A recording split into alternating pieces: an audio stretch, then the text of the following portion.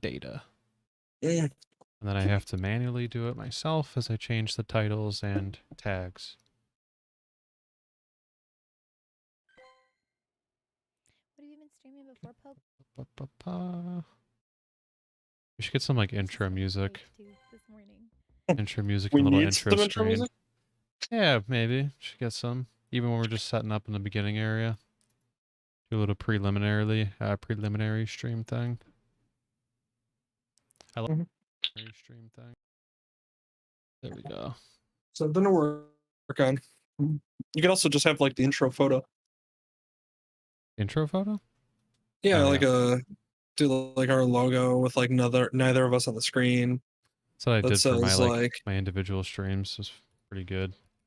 Mhm. I had like a thing Something like like that. starting soon. And I just like played some there was like electro disco or something in the background. Oh yeah. Pretty cool. Okay, change that there. Otherwise the title's actually correct on there. And yeah, we're good to go on Twitch and the YouTube. Let's see, we could pull up in this format first and then we could switch over if we want. Okay. Otherwise, yeah. We're here. All right. Well, welcome one and all to a post July 4th long weekend to a new podcast. And yeah, it was a long fun weekend. I personally had a great time. I got to spend a lot of time outside. I went very deep woods north Wisconsin, up to an area in Tomahawk, not far from Minocqua. Wow. Which was a lot of fun. It's very nice. It's very relaxing up there. Weather's just gorgeous because like it'll get like 90 degrees there, but then like when you're in the shade and the breeze coming off the lake, it's like it's just beautiful. So it's absolutely a great time. I spent a lot of time just relaxing, chilling, and then drinking, playing games, having fun, hanging out with my girlfriend's family and all that. It was a lot of fun. It was a great time all around, and I it was much needed and enjoyable, so I had a great holiday. Yeah. How about you? Yeah, no, same thing. Pretty much a good bit of relaxation. For the actual 4th, hung out with my girlfriend's family as well. Their party, they had enough fireworks to fill up an entire room in their house, and they used pretty much all of them to the point where like the neighbors and stuff would come around and have their free little viewing party. So that was fun. I got super hungover, even though I don't feel like I drank that much. So I think I'm just getting that much older, where I don't rebound as easily, and I just got stuck like that. But it was good. Overall, I didn't even ruin my day the next day. I still actually I did like a half day for work, which was kind of fun because I had the whole day planned out, and then I was like, nope, can't do it until about noon. But I just worked a later day, and nobody was doing anything anyways. Everyone was just chilling out and relaxing. So I was going at my own pace. It was nice. It's nice. But yeah. I ended up taking off yesterday, so that way I had an extra day to like do some stuff, and then come driving home in the morning. So I actually got home last night at like probably 10:45, 11, close to there. So I literally just threw all my stuff down, talked to my dad for like a few minutes, and then just went to sleep because I'm like I have to wake up at 6 o'clock next day. So overall, no complaints though whatsoever. It was a great time, super fun. I got a couple things, got some fudge, of course, in Minocqua because that's just what you do. Some saltwater taffy, all that fun stuff, and yeah, now I'm just ready to get on with another very short but fun week, at least. And yeah, and I actually one thing I picked up, which I've been meaning to try for a very long time, and I finally found it, and it was in Wisconsin at this like fancy cheese and wine shop that was like family owned, and they like bought all their stuff from local places in Wisconsin. So it was great, but I'm drinking it tonight, and I got this mead. I actually got track down mead. Yeah, dude, I can't. I just don't see it. I don't know if maybe I'm just not looking well enough or what, but I just don't see it. And I don't go to like a Benny's or anything like that too. So maybe that's part of the problem is I'm not going to like a really good like liquor store to see it or find it. But I finally found it, and it was at this place there in Minocqua, and I'm drinking it now, and it's pretty good. I will say, I actually do like it a lot. It's very different. It's like a weird combination of wine and like what it tastes like a mixed drink. How does And it's one drink mead? so Just- I looked it up. I looked it up because I was curious too, because I was like, how does this work? Some meads that are spiced can be drank warm, and you actually could like heat them up. As well as some meads which are drier can be drank just cold or chilled. You really shouldn't make them like ice cold, so you shouldn't put them like in the fridge and drink it, is from what I gather. It Okay. can be drank mostly at room temperature or chilled. So what I did was is I just put like one ice cube in the thing and it cooled it. It tastes very good though. It's very nice. I also read that you can put like, an ice in there and then put like, a lemon in there or something to sweeten it a little bit even more. And kind of almost have like a, weird mixed drink wine kind of feel. Like it gives me a vibe of like a white wine, but like not quite a white wine. Like it's got some other flavors in there which are very good. So, and I'm very much enjoying it. And it's like 11.5%, at least this one is.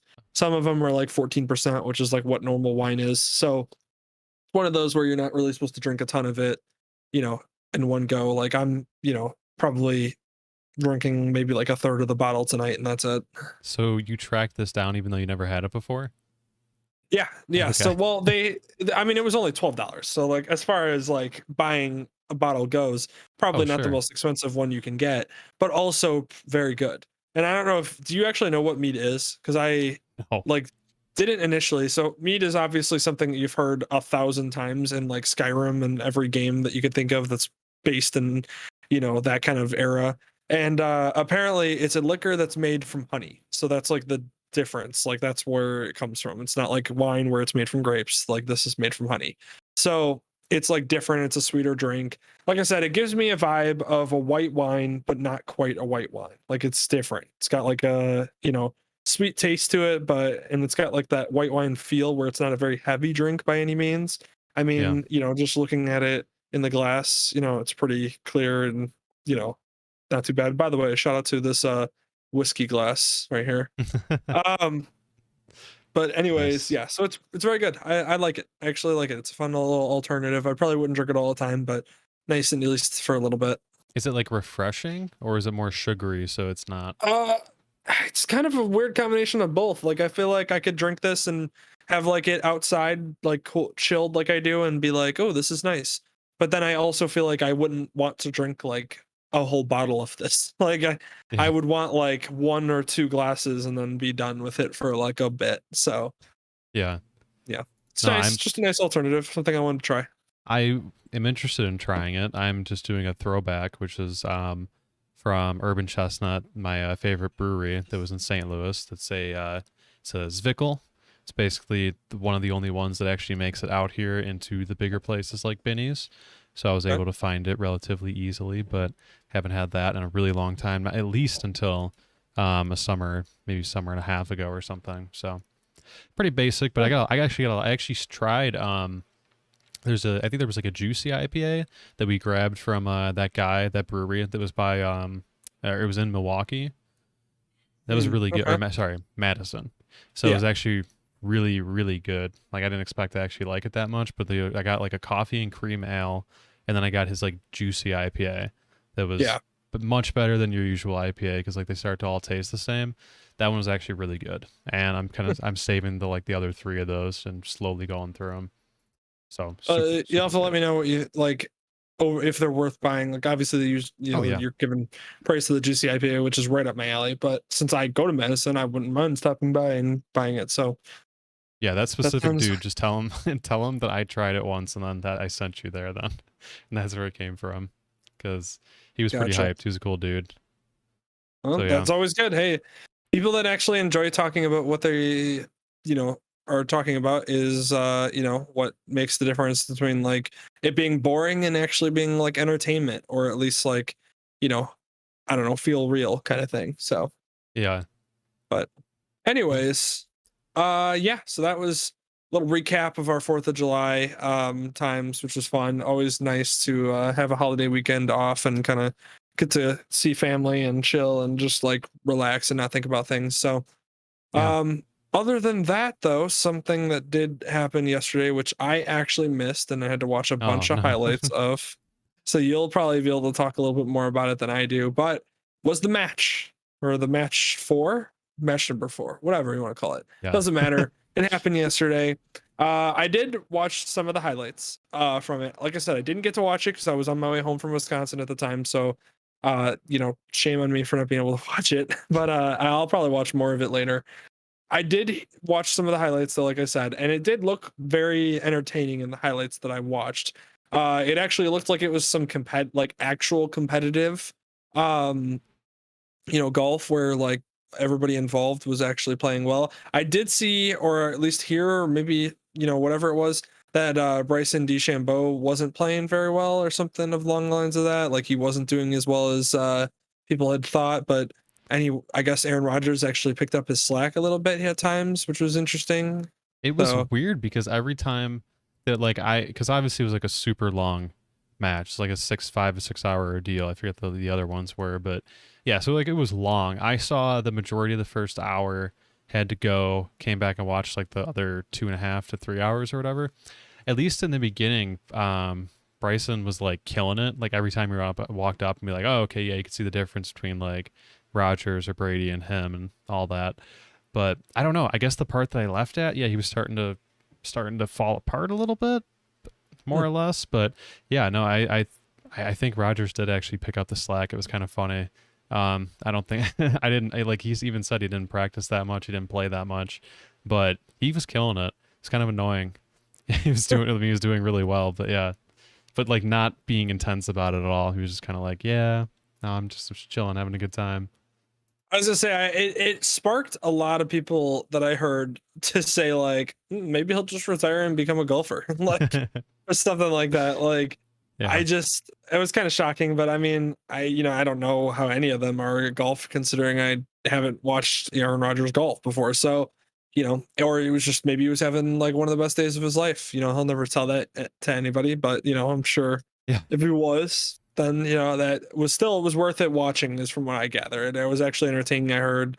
It was I did really hear good. some of the commentary, and that was actually like not ridiculous, not too over the top, like actual just like enjoyable commentary with some fun like interjections.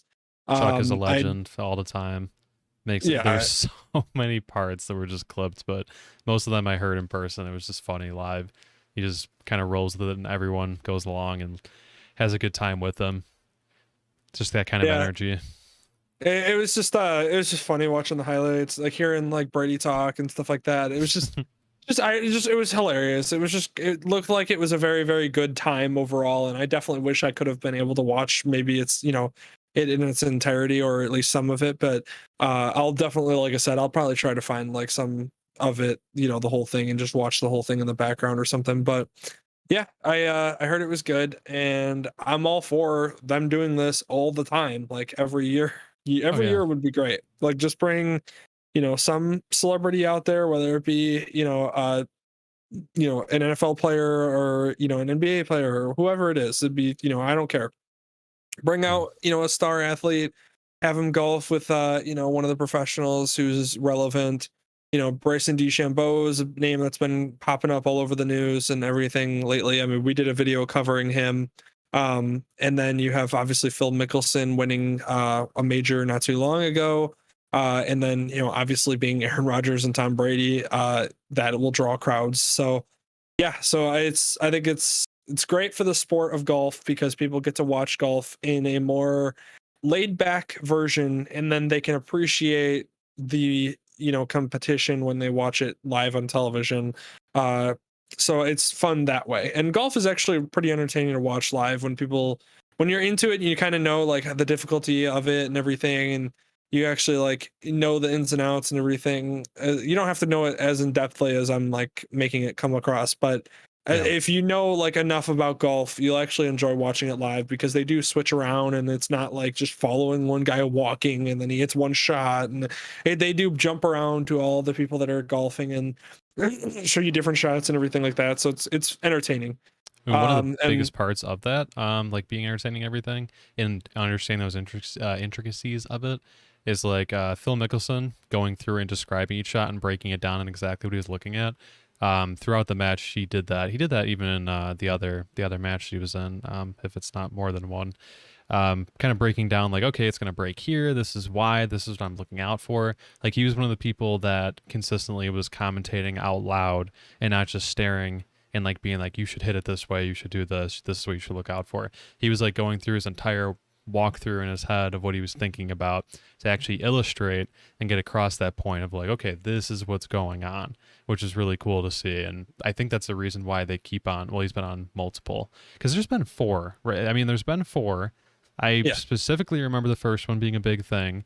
The 2 in the middle, I'm a little bit unsure of. I don't remember if I've seen a lot of those or just parts of it. Were there any standouts? I've seen I've vaguely seen or vaguely remember seeing highlights of like people that were involved, and I don't remember at the time who it was. I'd have to go back and look, and maybe there's some gems in those highlights that we haven't seen because they weren't really advertised as much. But either way, that's awesome. That's a great way to get fans who don't normally watch golf to appreciate golf in a fun manner where it's joking and entertaining, and it's not super ultra serious. Except for and Brady, then if who's losing his mind. But that's awesome. I mean, that's the competitive nature, and hence why the guy is winning Super Bowls in his 40s. So there's there's a very good reason why he's that way, and that's part of the reason. And so so that's fun, and like I said, it's a great way for fans who don't normally watch golf to be able to see golf in the way that it should be portrayed, which is that it is a very difficult sport to master, and that these guys are professionals for a reason. And then you throw in some humor and some fun into it, of course, with some knowledgeable people, as well as some very easily known names or popular names. So that makes it a perfect event, and I absolutely love it, and I can't wait for whatever the next one's going to be, because I know it's 2 new people play against the old winners, and so it'll be Aaron, and I'm pretty sure that's how it works. So I'm pretty sure it's going to be DeChambeau and Aaron Rodgers against whoever does it, whatever it be next year, or however they set it up. So like I said, I got to go back and watch the highlights to get a little bit better of an understanding, but it did look super entertaining and enjoyable. And the course was gorgeous, though. Like, I don't know how you're gonna beat a different course, because honestly, if you didn't care a lick about golf but just wanted to go ahead and watch like basically the equivalent of like a like a Discover series or whatever, just covering like wildlife, oh my god, that place is insane. That's what I saw, like the images and the clips of it, and it was like this backdrop of Aaron hitting the shot is insane, and it was just beautiful. Like, whether I didn't know what the place was that they were golfing at, I've heard like the name, but never seen it, and like knew of it, and then they showed it, and I was like, that's beautiful. I mean, like, that's got to be one of the most prettiest places to play ever. So the fact that they were able to do it there, and it went all successful, and they got good weather and everything, that's great. Yeah, no, so many good things they had going for it. The production quality also was pretty good. I don't think there were like too many issues. They had a couple of mics cut out. They missed a couple of swear words, which is always funny. Love to hear that. And then they blocked it out like a couple seconds afterwards, which is pretty good. But altogether, it was like a complete difference. It was like when we started recording for the podcast, and like when that was the first match or whatever with like Peyton. Like the comparison between that, I think they had mics that got rained out and fried, and I think they had a bunch of audio issues and everything. This one, like, everything was together, given it was a much easier day to film on, but you could just see, it was cool seeing, you could see there's like a crew of people just behind them. Everyone's like, they have sound guys on the side. There's like, I think there's drones. They had coverage, like HBO Max had like some aerial coverage or whatever. They were zooming in and out on like where they were shooting from, specifically as a close-up shot with like one of the, like anybody who was golfing, and then going all the way back, and they'd pull it all the way out. And they had these shots of like the mountains where they were like, oh, like the goats, like Brady's a goat and everything. And I mean, I really wanted to know what camera and stuff they were using for that stuff, because they had a zoom in shot that was like, straight up, it must have been like a mile away at least. It was like 4K perfect resolution of a goat climbing a mountain, and then they zoomed it all the way out to the fact that he was merely like a speck in the back. So really cool Wow. stuff like that. Like if you, they won't come up on the highlights probably too much, but the full thing on the clip, like so cool to see. But yeah, Gotcha. very interesting. No, it's like I said, it's a great idea and a great concept, and I hope that they continue it, and I hope that whoever's a part of it next is going to be, good and relevant and fun. And I honestly hope they keep doing it with new golfers. I would love for like Zalatoris or to do it next, or like Morikawa to do it next, so that way you get like these people that are just like newer golfers, or like even golfers that are been good for a while. Like I wouldn't mind seeing some of them out there to get it going. uh so whatever it may be, I think it would be entertaining to watch the next one, and so I'm looking forward to it, and hopefully I can watch maybe I could try to find it in its entirety in the wherever it may be. But yeah. Definitely worth the watch. Yeah. And let's see, and then a completely different change in tone. Yeah, not These as couple fun. of scumbags. Yeah.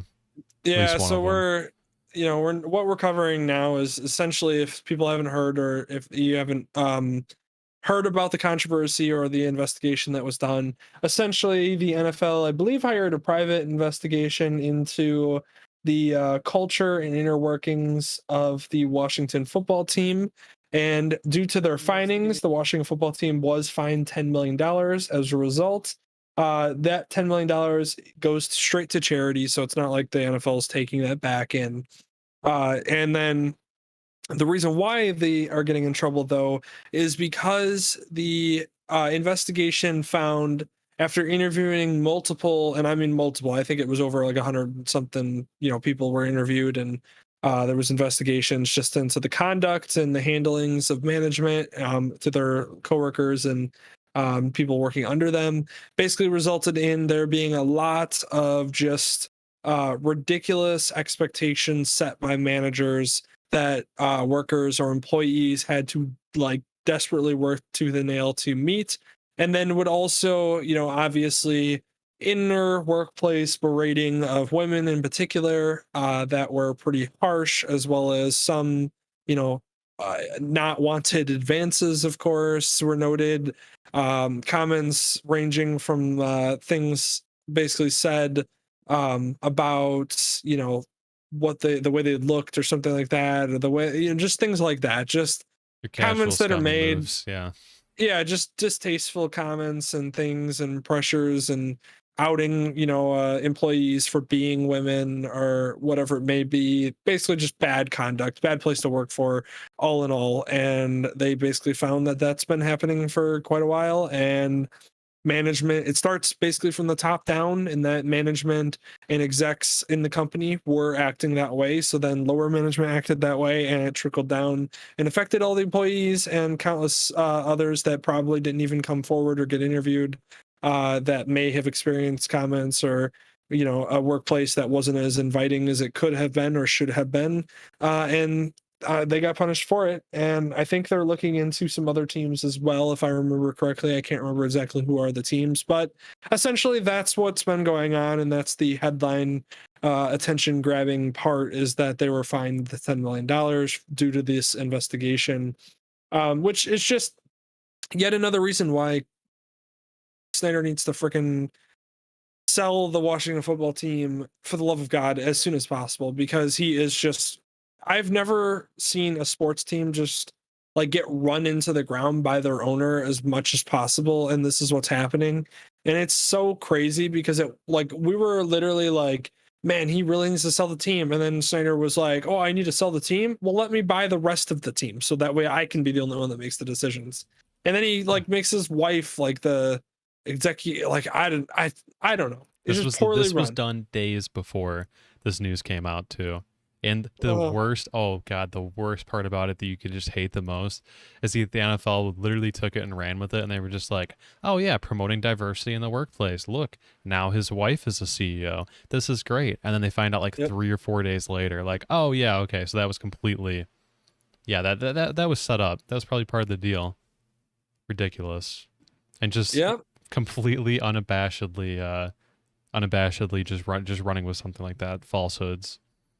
Yeah, it's just a very poorly managed team and a very poorly run organization. And then this is what you get. I mean, you get dysfunction. You get just, people hating to play for your team. You get a team that doesn't even have a freaking name or logo because how have you not had a plan in place or decided upon this? They're busy. Like, it's just so I've seen literal people on Twitter making better like plans than anything that Snyder has apparently gotten forth because they haven't done anything. They're still the Washington football team. It just makes it's so stupid. Just figure it out. Like I don't understand it. Like, oh, if the Washington football team really wanted to make amends, they should have just called themselves the frickin' Red Tails and ran with that whole thing that we sasaw all over social media. We actually covered it a bit because I talked about how cool it was.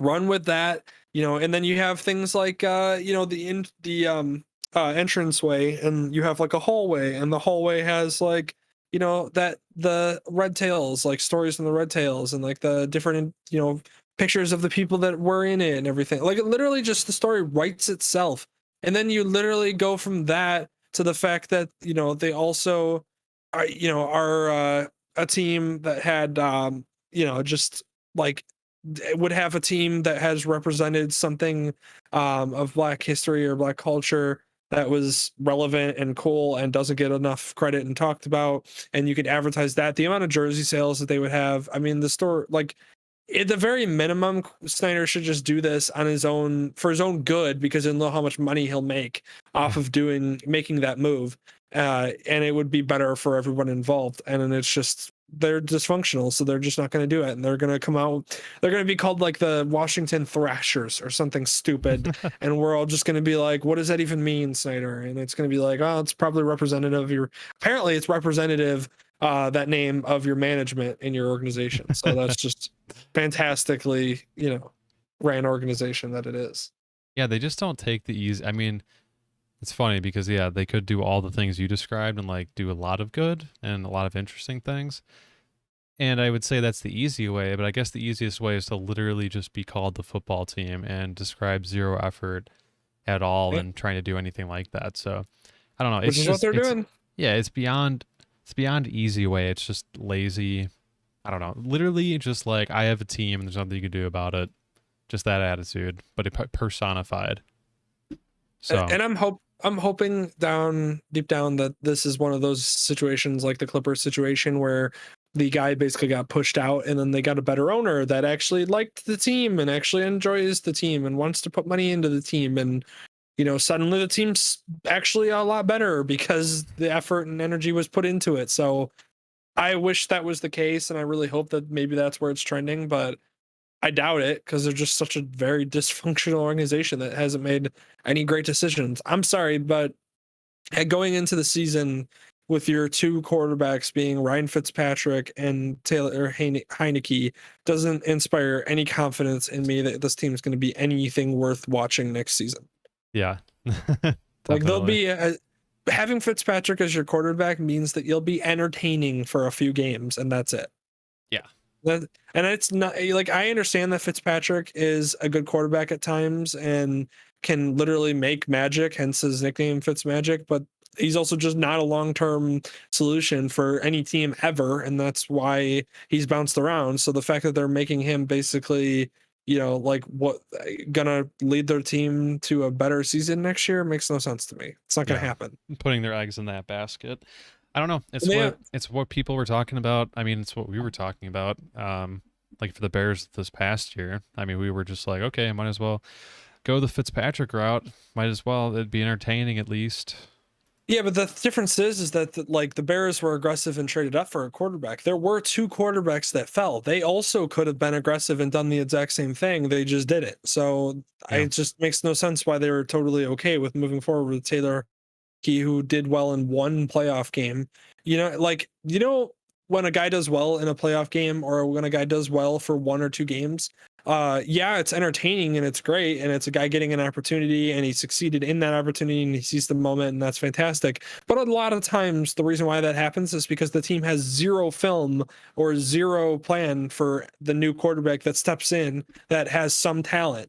And then the moment that teams like the Patriots start to build a game plan that then the rest of the NFL, follows through on, you see the quarterback then become non-effective and they end up becoming a backup for the rest of their career or however long it is. That's what's going to happen, in my opinion, with Taylor Heineke. And it's what's happened every single season with Fitzpatrick. And that's why having both of those two guys as your, quarterbacks for the future makes no sense to me, especially in a year where there was 5 quarterbacks that people were confident in and 2 of them fell. So it just doesn't make a sense to me.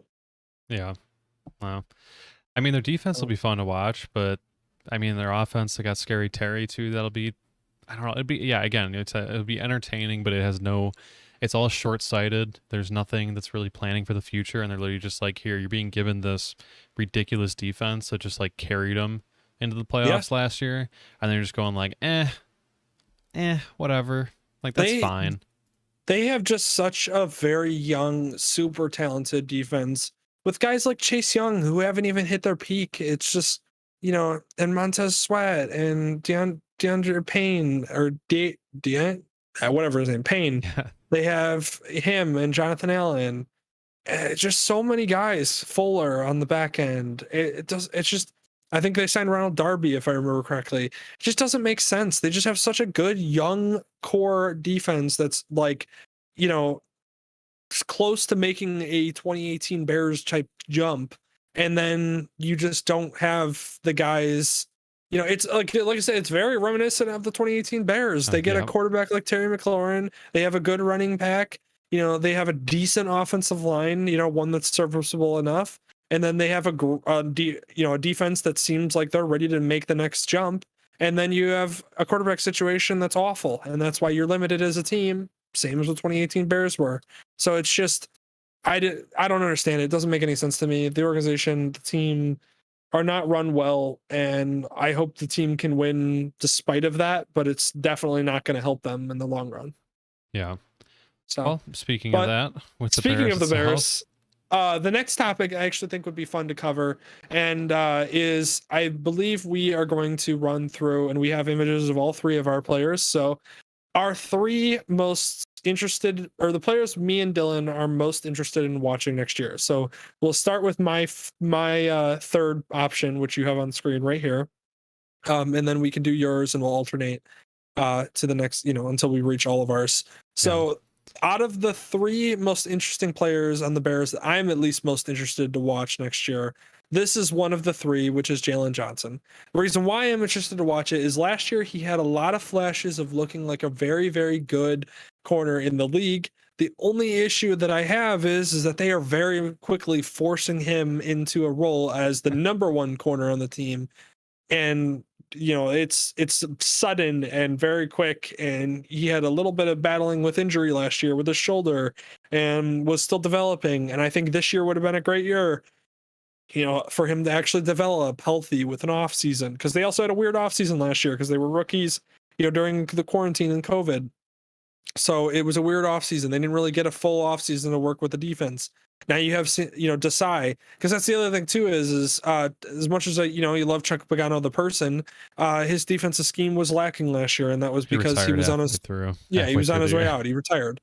Yeah. So you get Sean Desai, who's a very young and upcoming guy who a lot of people said makes a lot of sense why he got the job, because he was going to be a guy that was going to get a job like that in the future.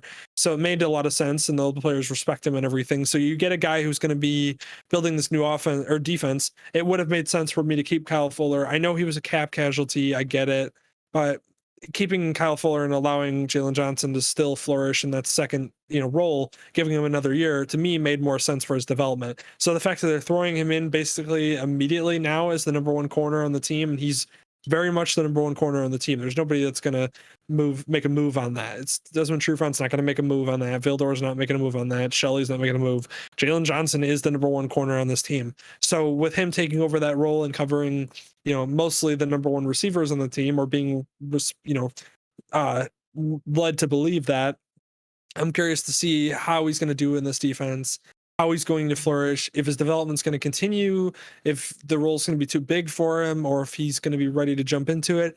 I feel like the reason why he's interesting to me is because I feel like he can make the jump. I just don't know if it'll happen as soon as people will hope. And then, I don't want the pressure to be too much on him to start becoming basically that lockdown corner that Kyle Fuller was, especially when Kyle Fuller leaves and everybody's kind of shocked, and it made no sense to a lot of Bears fans. Again, I get it was a cap casualty in a bad year, but still made not a lot of sense to a lot of Bears fans who thought Kyle Fuller was still playing at a high level, which he was. So, I don't know.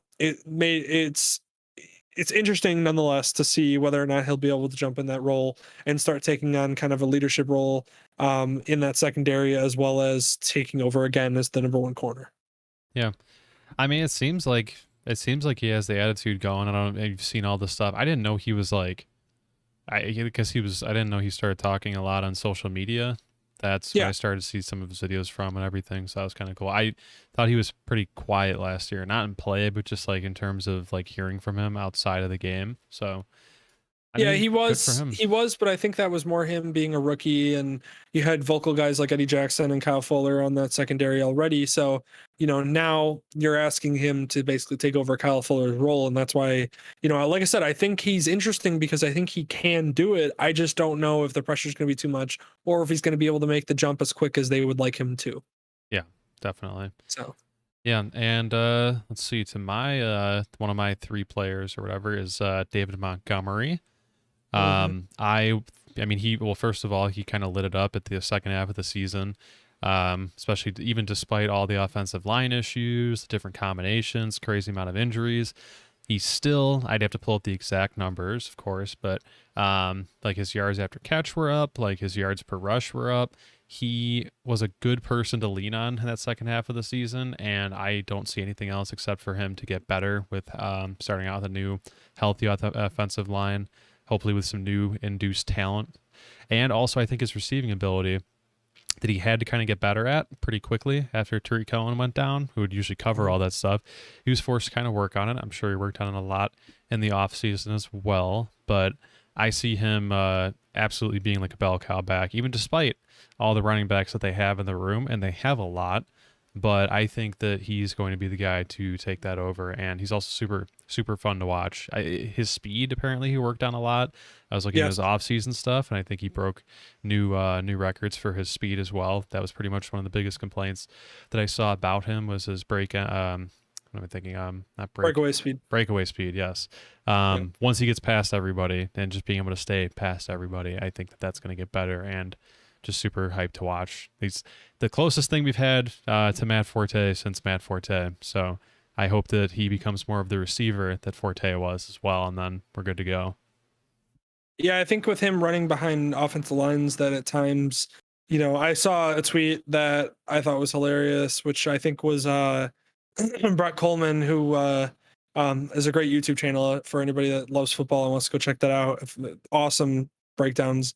He had a tweet that was hilarious that was like him watching film on the Bears and him watching them just throw. I think it was like, I forget who it was. It was like Latavius Simmons out there at like right guard against Simmons and the Titans defensive line, and it was like, and then the Bears just being like, we'll see what happens kind of thing. And it was like, yeah, that was how all of last year was. It was just at one point Alex Bars played center for the first time in his life and started a game. I'm pretty sure that's the same game against the Tennessee Titans. So like, it's just like the amount of offensive line issues that we had last year was incredible, and David Montgomery definitely did not benefit from that and still shined. Like, he still had some moments that you just go, wow, this guy's a really, he's a top running back in the league, and I think he could be easily in the top 10 running backs in the league, especially this year. I think we'll show it because I think you have a much more consistent offensive line. You're going to get better quarterback play because, to be honest, Andy Dalton's probably even better than Trubisky. I feel way more confident than Andy Dalton stepping out there than Trubisky. So day one, when Andy Dalton's out there, I'll feel better about that. So you have better quarterback play. And then whenever Justin Fields inevitably takes over, which he's going to, that'll be good quarterback play as well. And then on top of it, you have a more solid offensive line. You got more weapons at the wide receiver position that are going to kind of spread the defense out a little bit, makes them honor the pass a lot more than they have in the past. Things that opens up running lanes for your running back. This one being Dave Montgomery, of course, being one of the better guys in the league. And then him taking a jump at the speed. Yeah, breakaway speed was part of the things that I've said in the past were kind of the only issue that he really had as a running back, where his breakaway speeds and then kind of his quickness wasn't as, impressive as you see in like a Kamara, but, still obviously very good and very, serviceable in the league. So it's good to see him work on that in the offseason. And I hope that that has improved. And if that has improved even a little bit, he's going to be even better than he was last year, which was already pretty solid. So I'm excited for him for sure. The only thing I do worry is I wonder how many carries he'll get and whether he'll get enough touches to really shine.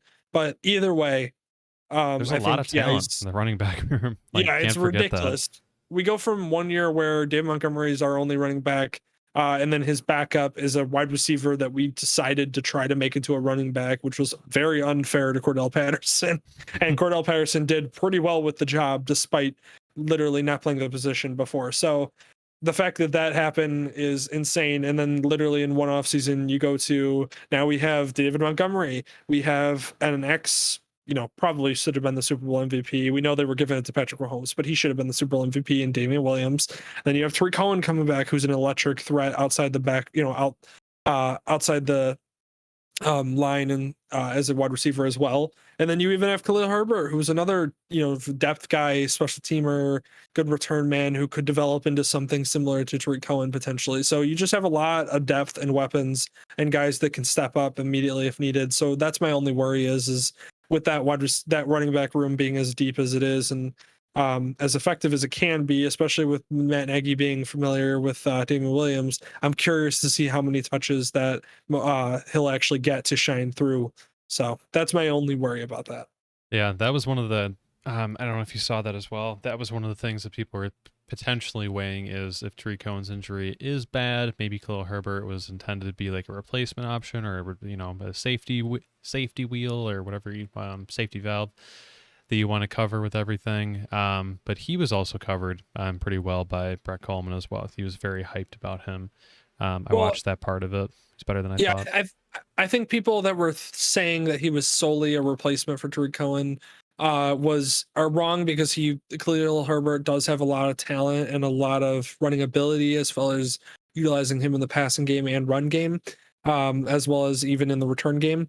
It's just, yes, they were thinking, hey, we let, Tariq Cohen went down last year and we literally had to have a wide receiver as a running back because we had nothing else. So yeah, of course, Khalil Herbert is a Tariq Cohen-esque replacement if needed, but he's also a guy who adds more depth to a running back room that we had absolutely none of last year. So that's part of the mindset going into it was why they drafted him. Yeah. And then other drafted players. If Montgomery's going to shine, the offensive line has to be good. Now, the offensive line, they did an interesting thing, which was they drafted Tevin Coleman. I keep saying Tevin Coleman. Tevin Jenkins. Jeez.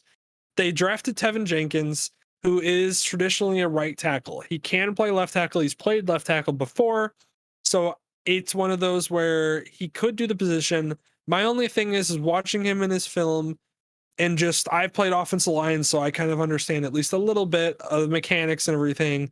He doesn't seem to get back very well in pass coverage. So that's the only worry that I have is him developing that. If he's able to develop that, he's going to be a great left tackle in the league for quite a while. Because he's already a mauler on the run game. He was that way in college, and that's part of the reason why they brought him in is because if you've heard Bears writers and reporters talk about the Bears, they basically have said that if you ask around the league for a while, nobody was afraid of the offensive line for the Bears. Nobody was because they didn't have any maulers. They were more of a finesse, they weren't great, but they just were more of a finesse offensive line. I mean, your left tackle was Charles Leno, who's he did very well at the job being a literally 7th round pick, but he was also 6'3" and weighed 300 pounds. He was undersized. He should have been a guard, So the fact that he did decently well out there, but you're not going to be, you're not being, afraid of Charles Leno. You're not afraid of, the way that James Daniels, he's a little bit more finesse as well. You're not afraid of him. Cody Whitehair, same thing.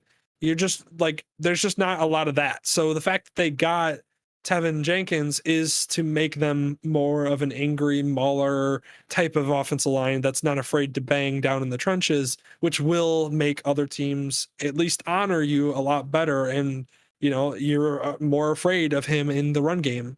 And so hopefully that helps David Montgomery shine, like we just talked about. And I hope he's able to make enough strides in the pass protection game that he can develop quickly enough to be a good serviceable left tackle this year, and then develop into a really good left tackle moving forward to hopefully protect Justin Fields for a long time. Yeah, definitely. So. I mean, like I said before on the podcast, it's interesting that they decided to go fully all in to, Charles Leno's out. Let's bring in the rookie. He's going to be left tackle. Boom. I get it. I get it for a lot of reasons, for the fact of like the caliber of player they believe they're getting in terms of Justin Fields as well being on there. And to me, it was always in a question of like going with the safe option, but it's also the option you've known, what the cap is and everything. You're not going to get anything different out of Charles Leno. He's just going to get older. So they went all for it. I respect it.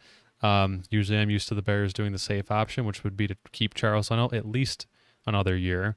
But they feel like they had to tackle the future, and they had to go out and get him, and they're going to pay him and play him, and then there you go. I'm interested to see how it goes. I don't think I'm going to sit down and say, despite any games that we're going to have this season, post game, and be like, oh, okay, you know what? He blew that block or whatever. If they had Charles Leno out there, he would have had it, because I wouldn't feel confident enough that he would. And I don't think it's going to be only rookie inexperience. I think that they're growing pains you have to go through. And you might as well do that, hopefully, when Andy Dalton starts a few games, and you don't have to really, he knows how to adjust to that. If he's going to get a blown assignment or anything, he's not unfamiliar with that, especially with the Cowboys' offensive line last year. So well, and hopefully, at the very least, Tevin Jenkins, maybe helps Andy Dalton up every once in a while. That'd be nice. Rather than the Cowboys just leaving Andy Dalton, dead on the floor in the middle of the game. So, there's that. But what definitely helps Tevin Jenkins is going against a top tier, number one rated pass rusher by PFF last year, which is your next most interested player, Khalil Mack. Yeah, I thought you made me second guess when I picked this out of my top three, because I thought it was going to be like a boring pick, but it might be, and it could be, but I feel like there were so many times in the past 2 years that the defense didn't give up. I'm not gonna say they gave up, but it's hard. It's hard as a person who's fallible to not look at them and say like, okay, at some point they're gonna break down because they cannot rely upon the offense at all. They're giving them nothing. They've done that multiple times. They had entire drives where you think they'd set them up to at least be competitive in the game, shut them out, keep it to a field goal, whatever else, and then you just completely get left hanging every time after time after time. And I don't think this was really the case with Khalil Mack, because I don't really think he's that type of person. I don't think he ever was giving up at any point, but just I think that his additional help being healthy this year to that defense, who's going to be with a renewed sense of confidence, I would hope, is going to be a big difference maker. And just seeing him play, you could tell he was injured at the very least last year. There were definitely points the year prior. And hopefully he's coming in healthy. The COVID season, like you said, very different. Hopefully he had extra time to heal up and rest up and everything. And he can actually, not be on the field for, top 5, top 10 time in the league where the defense is left hanging out in the field. And then he's going to be more effective when he isn't. But like you said, even despite him being out there that long, and still being tired, he still came out as being the number 1 rated edge defender, you said as well. So, yeah, the 6th best rated player in the NFL, they rated him. Yeah, so he's only going to get better from there. Obviously fan favorite. In some places he was the only thing to root for when times in the season got really bad. But yeah, I am looking forward to that. That renewed sense of injection of him playing, of when he came here in 2018, of being like, oh, okay, this is for real. We're going to do something great, and we're going to do something really great now. Hopefully, there's a little bit more help on the offensive side, and it's more of a like, okay, great, we're healthy, and now we can go out there and maybe you can actually, we can give us time to rest. You can go score some points, you keep us in games. I just think he's going to be the cherry on top of that. I think him on top of the rest of the defense, just adjusting the same way I said, is going to be fun to watch. And you could have those type of highlight reels like from 2018 that you watch now, and when he was a game changer, game wrecker, even more, because they'll actually be in competitive games. That's the biggest thing. Yeah. They won't be scores behind. So yeah.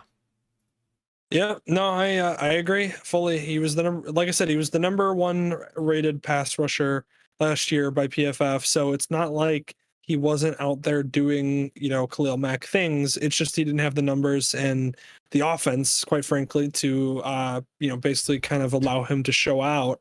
And so it's one of those where, yeah, of course, you don't want to say that the defense gave up, like you said, but there was plenty of times where you were watching and you just go, man, I feel bad for the defense. Like, and they know that they absolutely have nobody, out there helping them out on offense, and that basically they have to try to win the game almost as a defense, which is ridiculous and crazy and asking way too much. So this year you should get, plenty better quarterback play, which should elevate that whole offense. And hopefully when Justin Fields, like I said, takes over, that ignites the defense to kind of, now they got a guy that they believe in and, can win them games on his own. So that'll be fantastic.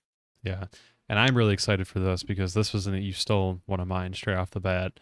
This is something I definitely should have gone to, of course, but Darnell Mooney. And it's Darnell Mooney, the wide receiver from the 5th round that the Bears traded up to get, because they wanted to get speed on the wide receiving core last year, and one of the last guys to come off the board that had that kind of speed was Darnell Mooney, out of Tulane. So they were able to pick him up in the 5th round.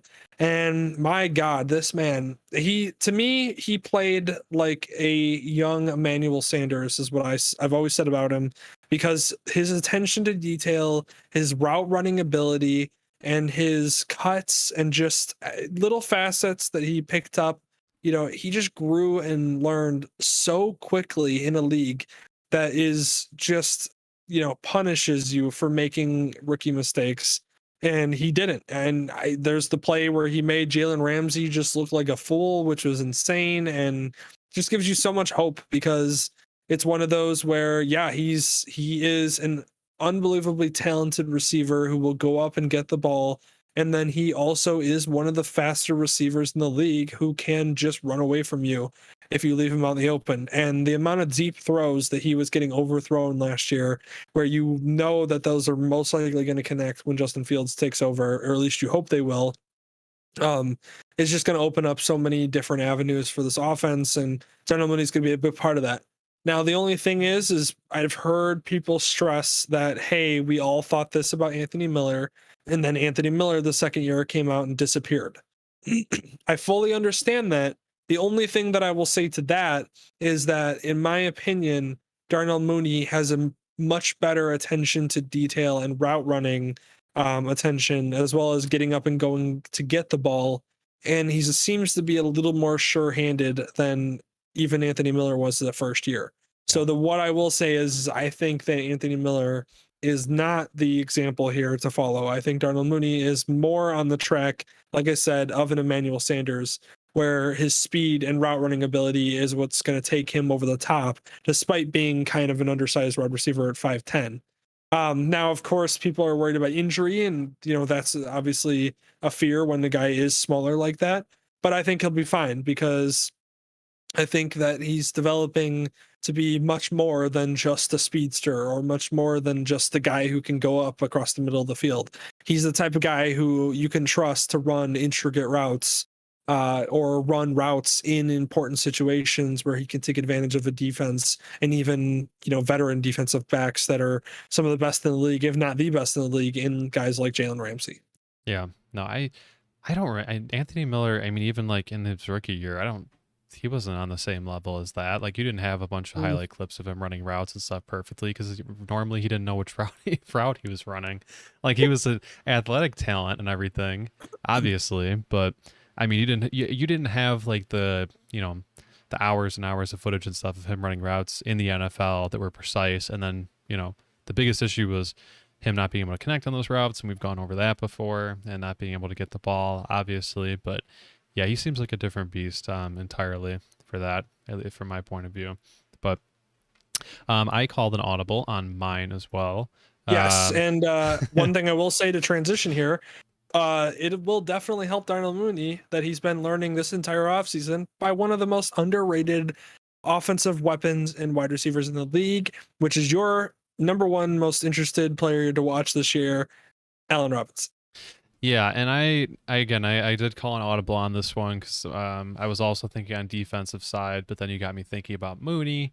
Um, I am surprised and really happy with the way that Allen Robinson seems to have bought in. You could obviously take the more stalwart route of pretty much like being like, okay, I'm on a franchise tag. I don't have to show up for some of these workouts. I don't have to put in the extra work and do all these extra things. But he's been at all those. He's been working, like you Which, said. by the way, to interject real quick, I don't think anybody in Chicago would blame him one bit for Oh yeah, not being a team player when the team's literally been just not wanting him to give him an extra million or two every single, moment during this last year. So just wanted to interject real quick. yeah. Nobody would blame Allen Robinson if he didn't show up on time or skipped or was pissed off about his contract. But yeah, he's being a team player, and I get why he's on your list. Yeah, which is, I mean, that's what I was thinking he was going to do. And yeah, as like a Bears fan, I'd be like, oh, I want him to be out there and practice and everything. But like as a person, like fan of people, I would definitely support his decision to, push back on that and the contract and everything.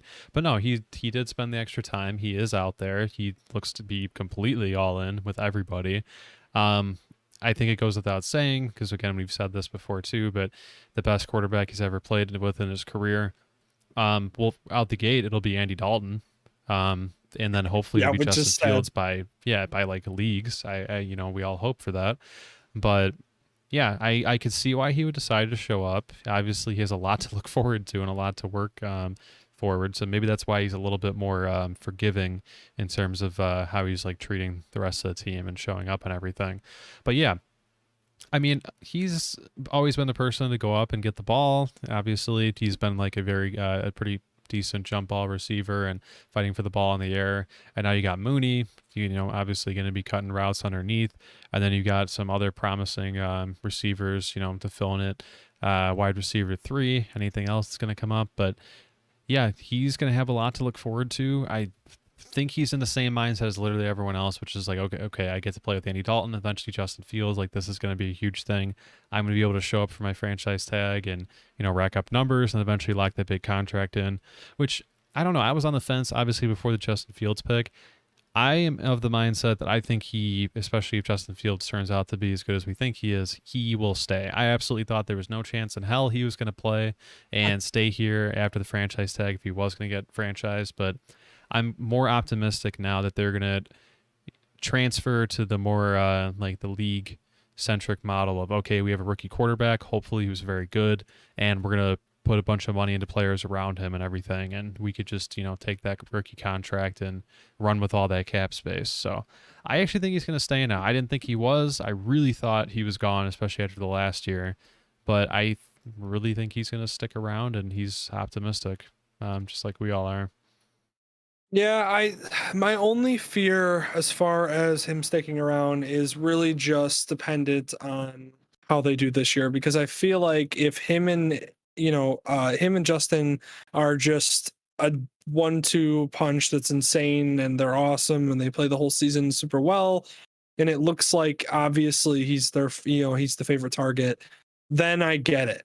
My only problem with the actual game itself and everything is that I just don't know if they don't succeed as well as they could, if that'll affect whether or not he decides to go elsewhere or the Bears don't want to pay him, because that's the problem too, is I can see the Bears just being like, no, I don't need to pay him kind of thing, and then they end up not paying him, which is unfortunate and ridiculous. But And Mooney would like I take said, over as like their wideout. I mean, like, that's well, what I what's their mean. It backup? doesn't make sense, but I also it's the Bears, and so who knows whether they're going to be willing to pay him. That's my Right. only problem. So Yeah, I know. like I said, God, he deserves to stay. I mean, he's got one of the best catch rates when double covered. He's got one of the best just I don't know catch catch radiuses, I should say, in general as well. He's one of the most reliable receivers. He runs football every route IQ. super Don't forget well. about the Denver Football Broncos game. Yeah, his football IQ is off the charts. I mean, just everything. He's just he's the epitome of a number one receiver in the league, and he's very much in the top. In my opinion, he should be close to the top five, if not in the top five, because he has done exceptionally well with absolutely nothing. So, Yeah. I'm looking forward to him actually having quarterbacks that can throw them the ball well. But just to point out how great, that's my favorite play probably maybe of his career, other than the almost touchdown catch he had in the Eagles game. But when he caught the ball and specifically ran into like the leg of the defender for the Broncos to put him down to save that 1 second on the clock, whatever it was, maybe it was 2. Oh, yeah. Ridiculous. No, it was 1 second. There was 1 second left on the clock when he did that. Ridiculous football IQ to do that and to know what to do in that situation was awesome. Yep, So, he yeah. positioned it like literally dead center in the field, fell down, got himself tackled basically by, like you said, running into the guy's leg. It was one of the clutchest moments, that you could have in a receiver to set up an incredible game-winning field by Eddie Pinheiro. So, I hope that he stays, and I hope that we pay him because, my God, give the man like a 4 or 5 year contract for the love of God. Yeah, keep him through his best years. So, Yep. yeah, and then going into sad news. By the way, before we transition to that, yeah, is my audio okay? Because I realized I didn't mute the OBS Ninja. Oh yeah, I covered you. I did it actually. Okay. Good. I'm dumb, so I just want to make sure. Anyways, yes, now we'll transition to not so great news, and we'll cover it kind of quickly because it's not a topic that we really need to stay on too long. But essentially, for anybody that doesn't know, if you hadn't heard, I mean, it was all over, so it should be something you've heard if you were a sports fan, even not a sports fan. So I apologize right off the bat. I'm probably going to butcher this last name, but a player by the name of Matisse Kivlenieks, a Columbus Blue Jackets goalie, ended up dying due to injuries he received celebrating the 4th. He had caught a mortar that had fell over on its side and fired off directly into his chest, and it basically killed him due to the impact of it. So it was a incredibly sad story, and it's one of those where for me, I personally do not like handling any fireworks whatsoever, just because they just have the potential to do something devastating like that. I mean, in this case, literally they ended the man's life. In the case of a couple of years ago, Jason Pierre-Paul, the dude missed out on a massive contract that he was about to receive had he not basically blown off a couple of his fingers. So it's just things like that. It's just in an instant, it can change your life like that, where, in an instant he lost maybe $60 million, and in an instant this man lost his life. So it's just something that's super sad and unfortunate. And I really do wish that, people,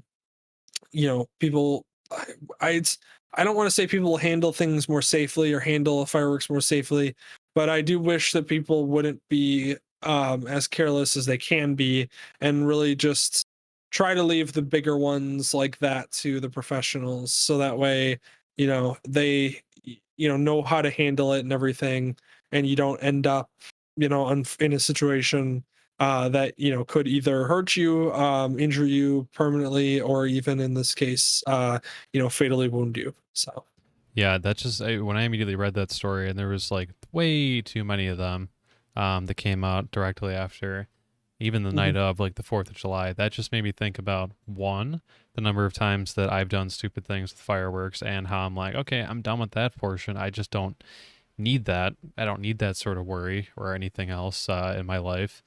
And I would stay, far away from everything. And I never really would have thought that would have been one of the outcomes of it. But man, it was just nothing but terrifying because so many people, I mean, throughout my life and everywhere like around us, everyone always has like illegal fireworks. Everyone down the block, your friend, your neighbor, whatever, goes to Indiana or whoever else you can have it.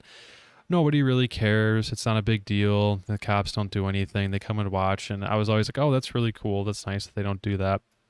Now, I mean, like, I get it and everything. And yeah, America, oh, we should be able to do whatever we want. But then you see so many different things about people like, oh, some idiot put off a firework and it burnt down someone's house and it's like a flaming inferno from something dumb like that.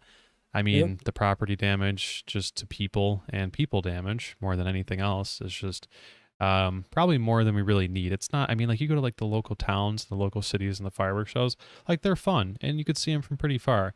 For the most part, that's pretty much all I would want. I liked seeing like the fireworks that we had at my girlfriend's house. We went to go see it and that was fun and everything.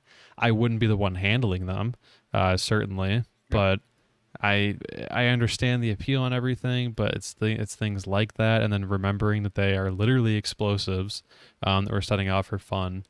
It just comes back in like stories like this, and the worst part is no one's gonna remember about this in like a week, except for the fans and their family and friends and everyone else who's in his immediate life. But I guess the lesson we're saying is that nobody's gonna take this as a a big life-changing lesson. I will be much more careful. And if they do, they're going to be the majority or the minority of people. So that's kind of a shame, but I can't say it's not unexpected because every year there's different things. People do different things on holidays where they burn down their house because they were cooking a turkey wrong. I mean, there's infinite examples. This one just seems way more avoidable. So yeah, and it's just people just don't think about it until it happens. Essentially, like my girlfriend's uncle, he is a fireman. He was a fire chief for years. He was telling me the amount of times that he's had to put out fires, whether it be in trees or houses or what, that were caused by those Chinese lanterns that people light and let fly off, and they get a cool Instagram photo or a cool photo, or look at this thing I made, it's so pretty in the sky. Yeah, well, those things land, and when they land, they're on fire. So like, it's the amount of times he said that he's had to come to things where it's like, yeah, one of these Chinese lanterns flew into a tree and lit the whole tree on fire, and then it was burning down onto the grass below it, and they had to come and put it out. Like, or in the case, sometimes he said that it's happened to houses, and aren't there events where they put off like hundreds of those? Where do they go? They just literally fly away, and we hope they don't land in a tree or the ocean or someone's house. Listen, I don't know how they keep those things safe, if they even do, or if they even care. But yeah, the amount of, like, people don't realize that those things land at some point, and when they land, they're on fire. So that's how that happens. I had no idea. Wow. Yeah, that's what I mean. It's just things you don't think about until it happens, or until somebody that had to deal with it or has to deal with it, and then you find out and you go, wow, that's something that I'd never thought about, but makes 100% sense. Yeah. So but yeah, sad story overall. Again, just be safe, everybody. Respects things like explosives, like fireworks. Respects things like fire, and don't be dumb with it, and then try to keep your holidays, or have your holidays, as safe as possible. So yeah, that's kind of the gist there. I mean, it's a stupid notion, but like, you don't want to it's like how people always hope that traumatic life events won't happen on holidays or other things like anniversaries or whatever, because it's all you're going to remember forever. Everyone else and their friends, family, everything. July 4th isn't going to be a celebration while everyone else is going to be celebrating, which almost makes it worse because everyone else is having a great time, and you're going to always remember what happened that day. So I mean, obviously the best scenario is to not have any traumatic life experiences happen, but they're gonna happen, and if they're avoidable, try not to have them on these types of days. This did not have to happen, and it's a freak accident. So I mean, there's only so much you could do, but in this case, yeah, that one definitely could have been prevented. So well, and I also do want to clarify before we move on that we're not saying anything about the guy. We're not saying that what he did was dumb, or that we blame him for it, or he should blame it. No, it's obviously a tragedy. We're just saying use this as a example of why you should, handle things with respect and, responsibility. So, Yeah, no, definitely. Yeah. but and moving on then real quick, we'll shift from that to another topic, which, you know, I knew I was going to go on a little bit of a rant for because when I saw it, I was just like, this is just so bad, just bad PR, just so bad. It's so dumb. It's so incredibly stupid. And it's not for her, by the way. My anger, not for her. My anger is for the Olympics because the Olympics are stupid for not allowing her to be a part of the 100-meter race because I actually was looking forward to watching the 100-meter race with her in it. Now, probably won't watch it. You know why? Because it's not an event I normally watch. Yes, I can admit that it's an event I don't normally watch. But if Shikari was going to be in it, you bet I'm watching that because she's interesting and intrigues me. And the woman's also one of the fastest people in the world and has the swag and just excitement around her that makes me want to watch her. So yeah, I would have tuned in and watched. Now I'm not going to because she's not in it. And so the simple fact that that's not the case is that you would have somebody with so much hype behind them and so much excitement and so much like, oh man, can't wait to watch her run.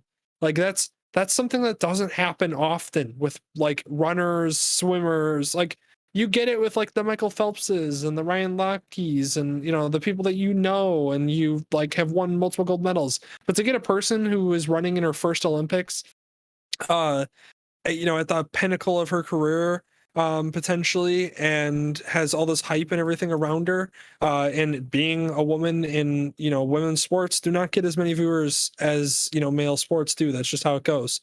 So the fact that it was a woman who was also had all this hype around her and then they're not going to let her run is just bad PR, bad look on the Olympics, and it's just terrible. And now like I said, I'm not going to be excited for those events because she's not a part of it. And then the fact that the USA team didn't select her for the relay team is also shame on the USA team, for the love of God. I don't know why, like, because she was going to be available for the the 400 or 4x100 meter relay team, and they didn't select her somehow. It makes no sense to me. I'm sure it's probably some dumb, PR. oh, the Olympics voted her out because she tested positive for weed, and we don't want that image on our team. Screw you if that's the case, because that's the dumbest, stupidest reason I've ever heard in my life. Yeah. No, I didn't know that part of it as well. That seems like a little bit far. I mean, that seems like Yeah, the kind she's of not going to be in the situation- Olympics at all. So, Oh, okay. I that's thought it. there was something about her, that she'd be able to like run her trials just in enough time or something based on the suspension. Is that not the case anymore? I don't think so. I don't think she's going to be able to participate in any of the Olympic events because the ban covers the amount, like the time in which those races are going to occur, if I remember correctly. Oh, okay. Yeah.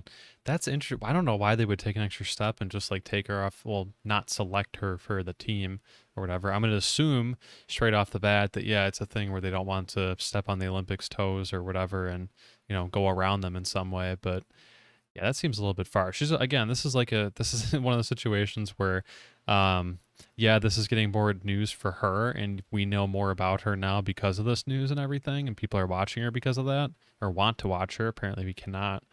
But yeah, this looks like stupidly immature on the Olympics, and definitely just kind of taking a good situation. It's literally being handed to you in a breadbasket and tossing it to the side and stomping on it because, I mean, there's only so many people that are like, oh, hey, I can't wait to watch the 100-meter dash or whatever in the Olympics. So again, you have people who are saying, I very much do, and yep, I don't want to do that anymore. I don't really care to do that anymore. So it's a shame. It's a stupid. I just think it's more of a reflection of just old values with that. Like again, I don't think THC should be classified as a performance enhancing drug. I think if anything, caffeine qualifies more than THC would, especially in terms of if you want to go fast or do anything quickly. I mean, if we're really going to get in that semantics argument, that falls a lot more in line with what they're talking about. It's just ridiculous pandering to their viewers or whatever. And again, just why even bring this up? If she tests positive for it, and why are you even testing for it in the first place? But if you don't bring it up, is anyone really gonna be like, oh my god, we found out later she tested positive for THC or she's smoking weed? Like, who cares? Apparently lots of people do. We don't, clearly. No, it's it's the Olympic Committee not allowing her in is the ridiculous part of this whole thing, because it's not only did she test positive for it, but there's also one, she's taken complete responsibility for it. She said that she knew the rules and that she had done it in part because, which is also crazy, is her biological mother passed away not too long ago, and she has stated basically that she has been kind of dealing with it a little bit by smoking weed, and that is one way that people do cope, just like people popping pills or taking drinks. Like, yeah, it's not the healthiest way maybe to deal with it, but it's also not healthy. Like, it's also better than drowning yourself in a bottle, or like I Oh said, yeah. popping pills. So the fact that that's part of the reason why she's doing it. And then the other thing too is which also I'm sure is a shock, is she found out about her biological mother passing from a reporter. Yeah, Like, that's a reporter incredibly messed up. asked her the question, and then or like asked or told her about it on the spot. And so, yeah, going through all of that with the emotions of the Olympics coming up and everything, I get why maybe you'd want to smoke weed and just hang out and chill for a little bit, especially right before a race that you have that's going to be super important in your life because it will qualify you for the Olympics. Like, there's so many reasons and things that go into why this situation is completely different than somebody testing positive because they just smoke it all the time and said, I don't care. It's just a lot of different reasons why it is different and why they should allow her to just run. And it's going to be unbelievable. It's unbelievable to think that a person who might be the fastest woman in the world isn't going to run in the race that would determine that. It just doesn't make sense. Yeah, and the thing I've heard as well too is like, oh, she knew the rules and stuff. She said she knew it and everything. The hypocrisy is real. You know damn well the same people that are saying that also have, like, again, the example from earlier, fireworks that are illegal in their state. If they ever got caught or fined for it or something, yeah, again, oh yeah, you knew the rules, you knew they're illegal, but you still bought them anyways. I mean, those are the same people that are pulling out their legal pads to actually talk about that. That Yeah, it's hypocritical to the max. it's a bad take. Let's put it that way. It's a bad take. If that's what you feel about this and that's what you're hanging your hat on, that's a bad take. The person should be running in the Olympics. It's not like she tested positive for steroids and has been using for the last 2 years. This is which, by the way, people have tested positive in the Olympics for steroids, and there's been all kinds of fun breakthroughs that oh yeah, all these athletes were using before, but you know what, guess Surprise. what, yeah, surprise, nobody cared, the Olympics, woo. And here Yeah. we are now, that the Olympics are now suddenly going to care about somebody smoking weed. It's just so stupid. It just makes no sense. And the reason why it's classified as like a whatever grade of drug it is because it like helps to relieve stress and anxiety and all that. And it's like, yeah, okay, great. Like, again, she helped her release anxiety and depression from what she's dealing with emotionally with her mother passing, as well as racing in one of the most important races in her life, as well as upcoming one of the most important races of her life as a freaking 21-year-old still trying to figure out herself as an adult. And we're just going to She's suddenly 21, that's it.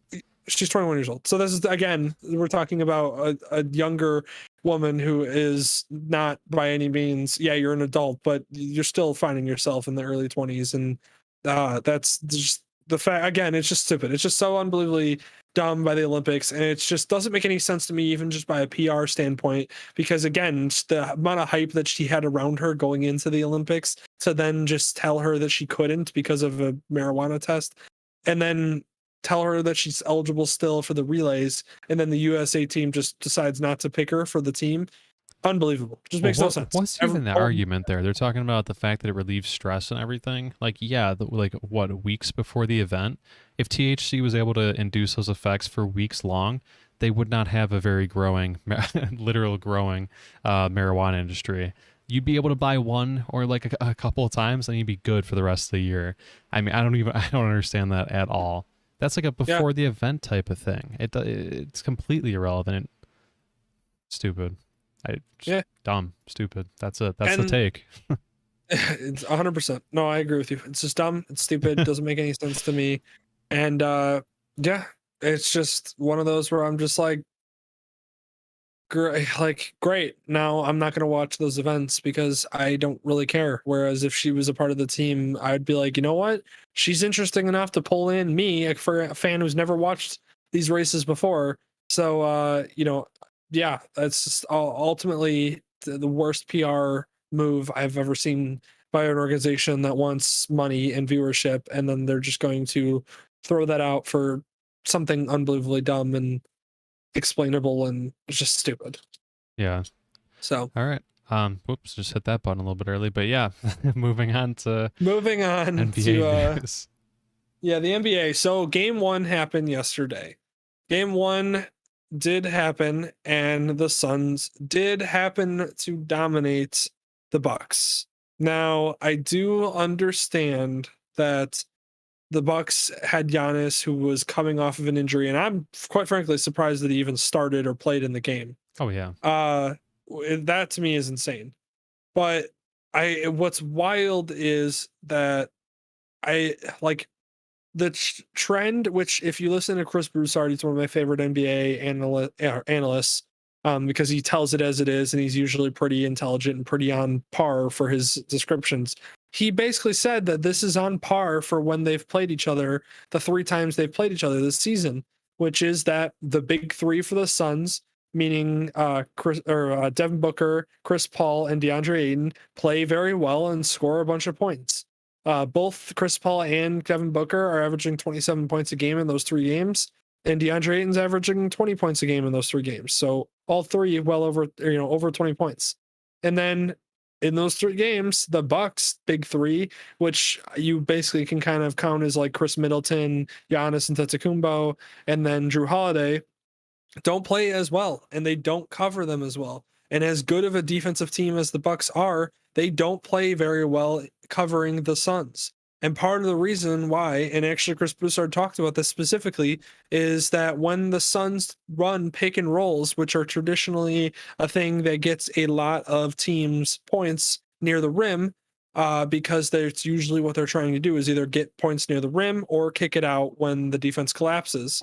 A lot of times that happens, and the mid-range shot is wide open, but teams don't take it because that's not the shot they're looking for. The Suns are perfectly happy taking that mid-range shot. Chris Paul loves that mid-range shot at the top of the key. So does Devin Booker.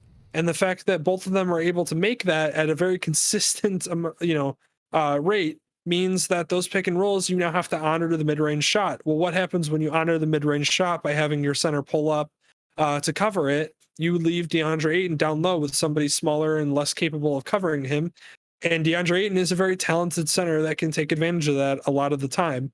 And then the Suns have this perfect offensive cohesion where as long as they're hitting shots, they're going to be basically, running the floor with you on defense. And it allows the Bucks to not be able to do as much.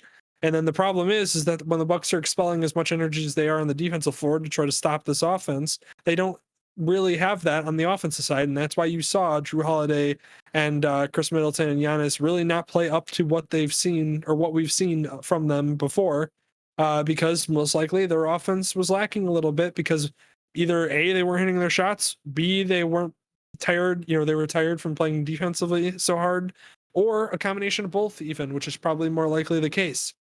And unfortunately, that's kind of a trend in this, in their past meetings with each other. So unfortunately, that looks like it could be the trend for the series. Do I think that the Suns are going to sweep the Bucks, which I actually put in my notes? No, I don't think the Suns are going to sweep the Bucks. I think the Bucks will end up pulling 1, maybe 2 if they're lucky out of this series, and I think it's going to end with the Suns winning in Game 6 and winning the series 4-2. I apologize right off the bat to Aaron, our Bucks fan out there, as well as any other Bucks fans listening, but unfortunately, that's just the case.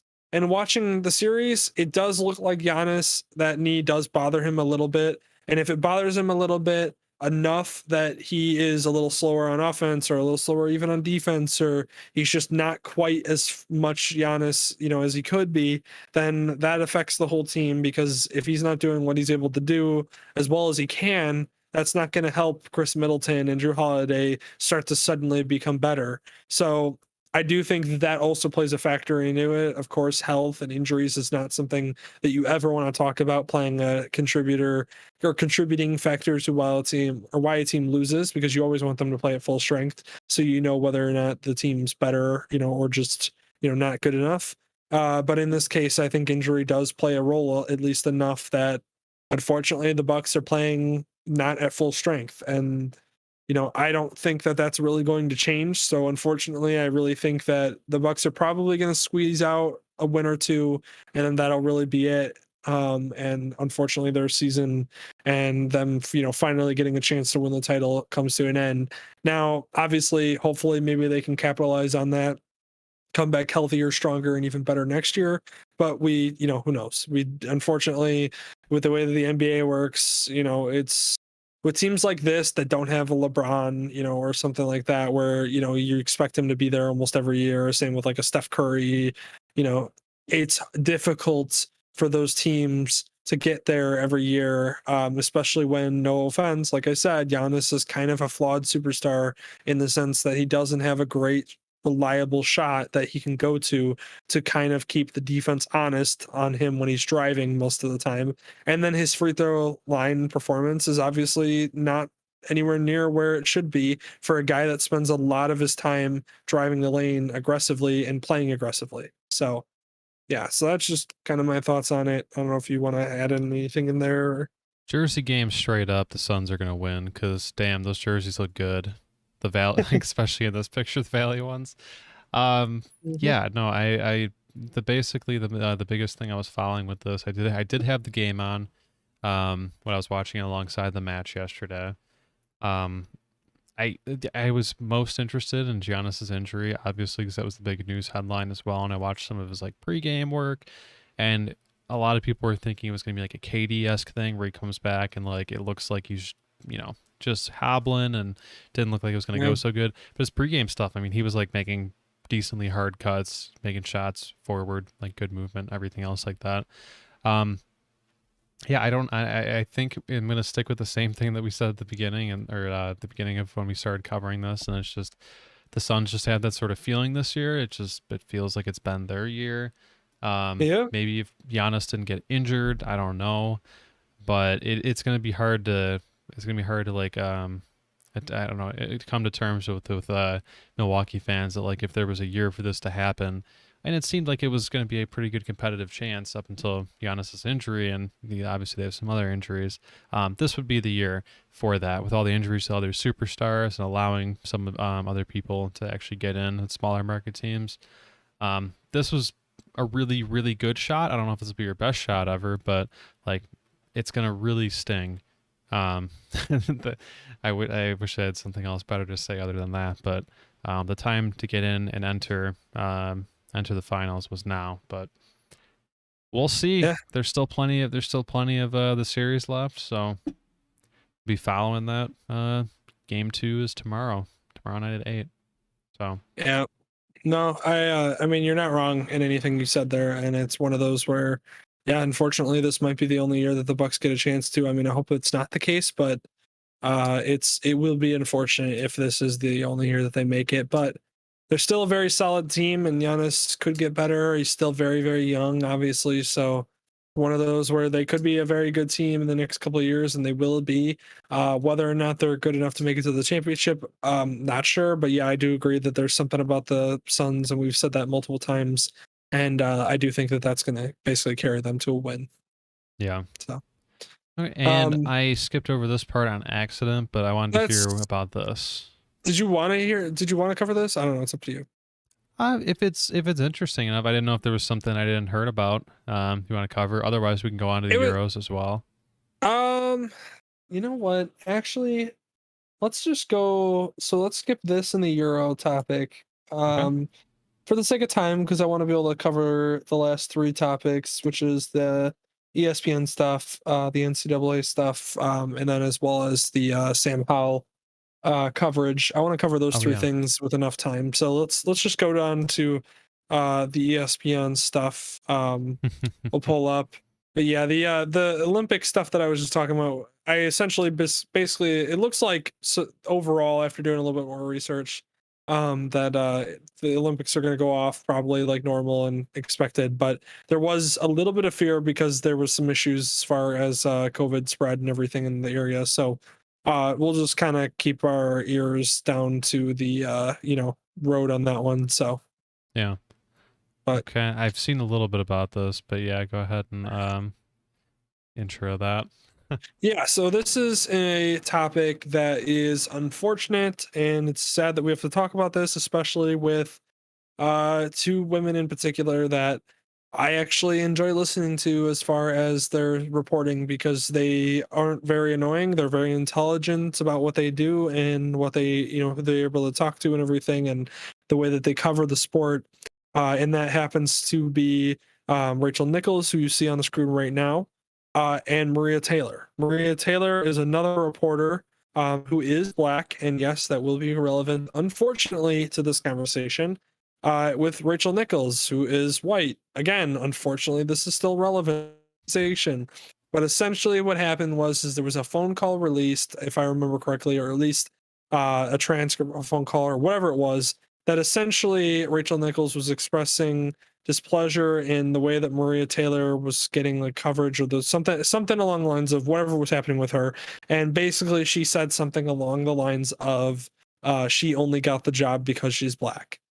Yep. That's, of course, the quote that then immediately everyone goes like, here we go. Like, this is one of those where there's an underlying feeling of racism there that is the, subtle, person's not outwardly that way, especially handling a sport that's majority black, is something that you don't want to say. And the fact that you said it on a phone call, even if it was a one-time mistake, unfortunately, that's the type of thing that you go, if that's how she feels, is that how she's always felt?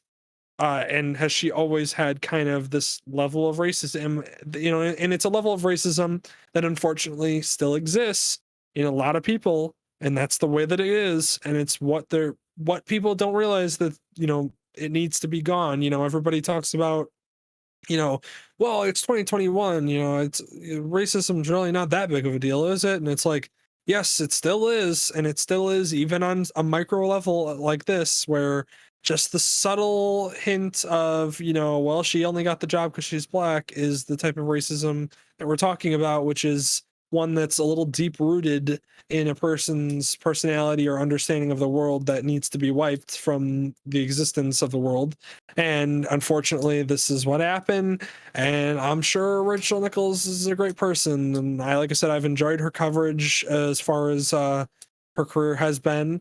But that's something that, unfortunately, like I said, in a sport that is majority black, you can't just spout off and act like it should, you'll be okay, or everything's going to be okay, or you can go back to normalcy, without people being hesitant to talk to you in the future as a reporter, or being hesitant to take you serious as a person, when that's unfortunately an underlying thought you have. So Yeah. it was unfortunate, but that's essentially the story. And then basically, because of that, Rachel Nichols, I believe, was to cover the NBA finals as a sideline reporter, and essentially got replaced by Maria Taylor then, because of the incident. So if I remember correctly, I think that's how it went.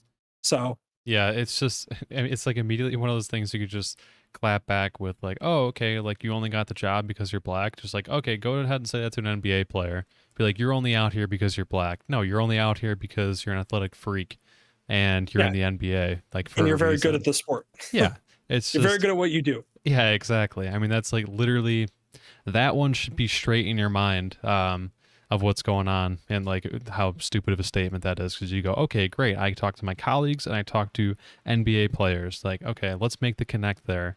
It should be that easy, but I'm sure this was something said, and I don't know, it's just stupid frustration, and just probably never thought it would come to light, and it did.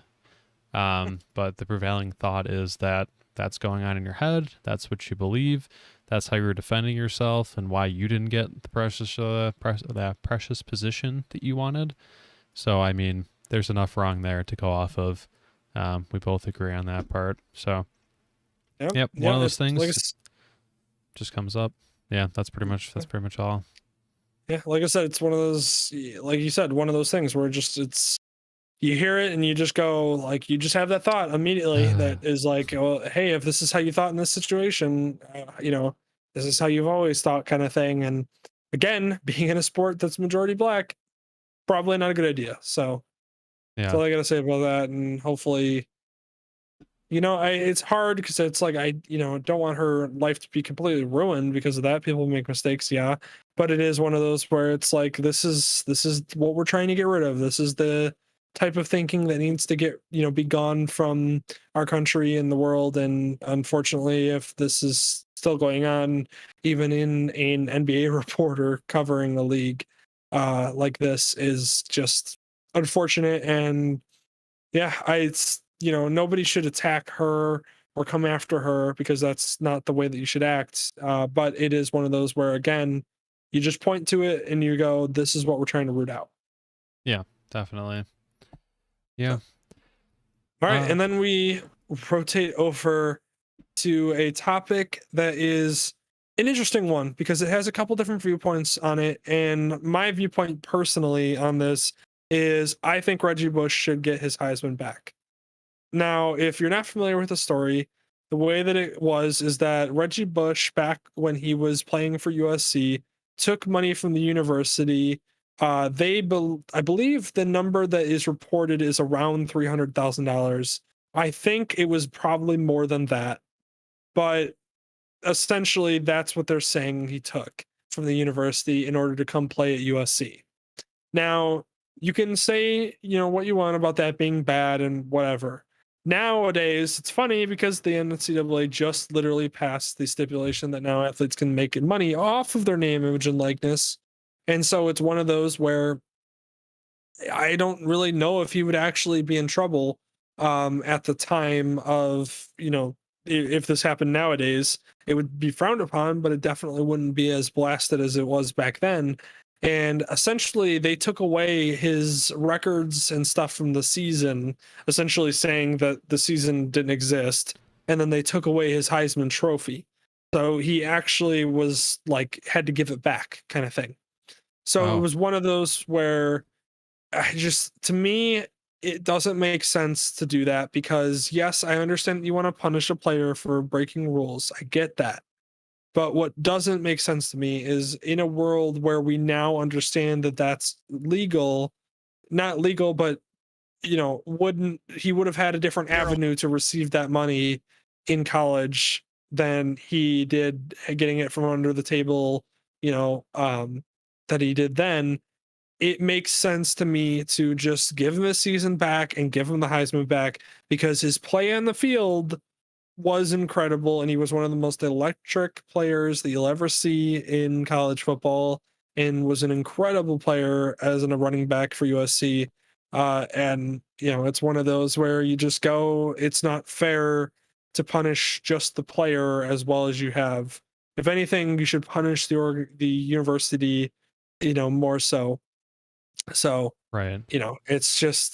that's my stance on it. That's the situation essentially. And like I said, in a nutshell, I think that he deserves to get it back. Will they give it back to him? Probably not, just because that's the way that it works. The Heisman committee actually stated that they would reinstate his Heisman trophy, but of course they said that they would only do it if the NCAA reinstated his season and records. So it's one of those where it's like, well, listen, we'll give it back to him, but they have to say it's okay too. And it's like, okay, so you're not giving it back to him really because the NCAA doesn't seem like they're going to budge on that department. So if they're not going to budge and you're not going to budge, then I guess he's not getting anything back. So you saying, well, we would have if the NCAA, no, you're Yeah. covering yourself. It's a dumb statement to make in a situation to me that doesn't make quite as much sense as it, and it's just give him back the Heisman for the love of God. Yeah. That's all I gotta say. Just to say they tried. It's like, oh, well, we tried. The other guy wouldn't really let it happen, though, Yeah, that's what I mean. It's like literally being like, well, don't blame us, blame them. And it's like, no, dude, you both were in the room happy to take away the trophy in the season together. And then the moment that you start going under fire, you're like, well, it wasn't us, it's them. They're the Yeah. ones that are the problem. And it's like, you're both the problem. Oh yeah. Don't get me wrong, you're both the problem. It's just, you both can rectify the problem. You just aren't. So, Yeah. You but choose not to. yeah. So that was the only thing I thought we should cover in that department, as well as kind of give my own 2 cents on it and whether or not they should get him, or so. It's But just it's kind of crazy to me that they like the I mean like I get like erasing the records or whatever, but it's also kind of funny because it's like yeah, he still did that. It's not like he had bionic arms and bionic legs or something. Like it still happened. I mean, he yep, wasn't coked out of his mind or something. He took money. I mean, do what you nope, do with that what you will and everything, but like he still played. I mean, that screws over like everyone else on the team too because I don't know, you're not it's just one of those semantics things. Like if you're talking about evaluating players that are around him for the NFL and the draft and everything else and stuff, they're not gonna be like, oh, that's weird, huh? The offensive line, like, oh, they only, blocked for this many snaps or something or this many yards because they just, I don't know, these like thousands of yards were just wiped off the books. It's just it's a weird way of punishing someone for that. I don't think that's the way to do it. Because it impacts the team as well, and he's still gonna go around and say, I mean, he still won the Heisman. yeah, It's you still did it. You're not going to change it. Pretend you can't just like cover your eyes and be like, oh no, it didn't actually happen because it's not in our record books because you cheated. I don't know. yeah, Weird. That's silly to me. That's like a silly little game to play. But yep. And so yeah, just dumb. Just give him back his Heisman. Reinstate the season. Give him back his records. And if you want to make an example out of anybody, make an example out of the team.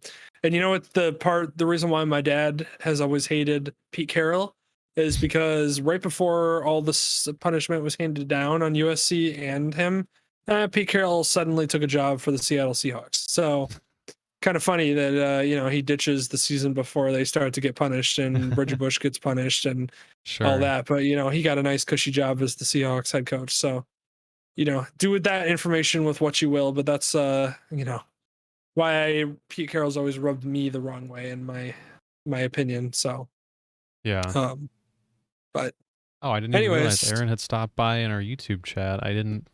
You never oh, did usually he? have any YouTube chatters. I didn't see this. Oh no. Oh And man. Jack Hazard as well. My MLS Oh, news. Oh, we need to. You had to delete Twitch. Oh, okay. Ah, damn, I gotta bring that up. I gotta bring that up. Have a pop out next chat. time. Apologize everybody. Next Yeah, time we will make sure that we get that up and running. yeah, Um, that's funny. I didn't expect that's that. funny. Well, we'll look at your comments from the YouTube chat and try to, maybe, I don't know, maybe answer them at some point. I don't know. Either way, we apologize. We'll have that up next time so we can actually see that. I I'll got even my just, eyes on it now. I'm watching it, but yeah, my but MLS news. You got to give us some inside information. We got to have something. You got to give us some leaked sources on things to cover. Then we'll start talking about MLS news. Then I got to have some more context for that to spice things up. we See? gotta have Danny watch way more MLS now and then just update us. Yeah, exactly. Don't worry, So we'll get that insider drip, and we'll have some breaking news to cover, and then everything will be all good. No yeah. problems to worry about there. Yeah. So Well, all right. uh, Well, moving over to our final topic of the podcast, which is the next feature in my fun analysis of upcoming prospects this year that you should pay attention to in college football, and that are going to be talked about, of course, endlessly, especially being a quarterback. My first one was Malik Willis, which you can go check out on our YouTube page. I called him the next Michael Vick, and he plays like it for sure. So go check that out if you're interested. But our next one is going to be Sam Howell. He is a guy who a lot of people think has a chance at being the number one overall pick as a quarterback in the next year's draft. And I've watched a pretty decent amount of film on him, I feel, to kind of get an understanding of who he is. I could probably watch a lot more to just get the little ins and outs of the way he throws specific routes and maybe consistencies there. But I got enough where I can form my own opinion on what I think about him. And my opinion of what I think about him is that he's one of the most confusing prospects that I think I've seen in a long time, because I really don't know if he's going to be successful. The reason I say that is there's just so many things that you like about him as a player and a quarterback. And then there's just so many head scratching moments where I just go, I don't know how you missed that throw or how you made like that other throw, but then missed this one, or like just the inconsistencies there. Right. It was a very confusing watch. Now, the one thing I will say is that right off the bat, his arm strength is definitely up there. It's not some of the best I've ever seen. It's not the Josh Allen or Patrick Mahomes for sure, but it's like on the level of like what I would say Baker Mayfield's at, where it's enough definitely to succeed in the NFL and exceed at a high level. It's just it's not elite, but it's good enough for sure to make those deep throws. Now, the funny part while watching him is that his deep throw accuracy and his deep throw just decision making was off the charts, just crazy. Like it was just so good. I haven't seen a prospect who I have been so disappointed by his throws within 15 yards and then been so just amazed by his throws beyond 30 yards that I just don't know what to say about him overall as a prospect, one way or another, whether or not he's going to succeed. Because I think there's a way that he can succeed in the NFL, in a system and everything. It's just there's decisions that just are made. So he also does progress well through his progressions. He does a great job of that. He does move through it very well, very quickly, and he never gives up on a play. That's one thing I will say is watching him run plays when they broke down was great. The way that he would handle the offense, the way he'd handle the pressure, the way that he would make something happen on the run. He kept the ball protected. He didn't fumble nearly as much as you saw like a Sam Darnold do in college and even in the pros. He did a lot with creating and making throws on the move. He had he was very accurate on the move as far as throws down the field. It's just some of the decisions that he would make were head scratching. And then some of the throws that he would make seemed like layups or seemed like throws that other quarterbacks would easily be able to make in the NFL, but he was just having trouble with. I watched him throw, a pass in Clemson's game back in 2019 where he threw a perfect, dime 45-yard pass down the field. And then the next drive, he would throw like a slant across the field and he would overthrow the guy, or he would throw it too far in front of him, or he'd throw it too far behind him. It was just weird. And I know some of the throws behind him, you have to take into account that some of it's timing, some of it's, he thinks the receiver is going to settle down, the receiver doesn't, the receiver continues, and then the ball looks like it's thrown behind him. There are times like that when, yes, that does happen in college football, especially when the players aren't exceptional. But he just was a head scratcher just because some of the throws he made, it just did not make sense to me whatsoever. I didn't understand most of the time what he was doing, or it was just, he would just do something and I was just like, I don't get where you were throwing the ball. Like it's like he would overthrow a guy but like 5 yards, and it was like, dude, it's not a difficult throw. Like it's plant your feet and make the throw. I don't understand how you're not. But then the next play, he would throw a perfect dime 35 yards down the field on the move, running to his right. And you would just go, yeah, that's why he's one of the best prospects in the draft, but just confusing. I'm seeing very poignant Trubisky comparisons in the chat. Okay. So I know that there's going to be Trubisky comparisons, and I immediately went into it going, am I going to see a Trubisky part 2? No, he's not Trubisky part 2. And the reason why I say that is because when I watched Trubisky in college highlights, what I noticed about Trubisky is that he ran the offense very well, but it was one of those where when the play broke down, he would run, and then otherwise he would just make the throws. He didn't have the creative ability or the kind of magician aspect that you saw out of like a Zach Wilson, and why Zach Wilson got drafted so high. That's why Trubisky failed. And then also he failed because he didn't have experience and you didn't see him develop. If Trubisky had a second year in college where he started, you might have seen where oh, he's not improving on things that he did last year, and that would have affected his draft stock. But instead, he had 1 year where he flashed, and that was it. So with him, though, with Sam Howell, there was improvement from year 2 to year 3, or year 1 to year 2. And then not only was that the case, but there was also just making better throws, getting through his progressions better, getting through his progressions faster, things like that were happening from year 1 to year 2 that you didn't see out of a Trubisky. And again, like I said, Trubisky only having 13 games played, that's why that was such a big deal. That's part of the reason why a player only having a certain amount of games or one season under their belt playing before they move on is that you worry that their growth from the 1 year to the next is going to be an issue, because if teams figure them out and they don't grow or surpass what they were before to, surpass the defense making a plan for them, then they'll fall, through the cracks, and they won't be a top prospect. In the case of Trubisky, again, we didn't have that second year where, now as a Bears fan and as a person who's watched the NFL, going into it, yeah, Trubisky's still making rookie mistakes as a fourth year player in the NFL and as a fourth year starter. That is not sufficient enough to be a starter in the NFL. Same goes, for him in college. He only had 1 year in college where he flashed. That was it. He didn't win the job before that, and he didn't have a second year where you see that he developed or he got better or he improved or he's running the offense better or whatever. You only had the 1 year flash. This guy has had 2 years where he has improved from year 1 to year 2, and then he does have a third year this year where you're hopefully going to see him make another jump. And if he does make that next jump, where he cleans up some of the throws that I'm talking about, that would make him the complete prospect that should get drafted, either 1 or 2 next year. Yeah. And I do liken him a lot to Baker Mayfield. Baker Mayfield is way more accurate with his passes. I mean, he was one of the most accurate quarterbacks in the history of college football. That's why he won the Heisman, deservingly so.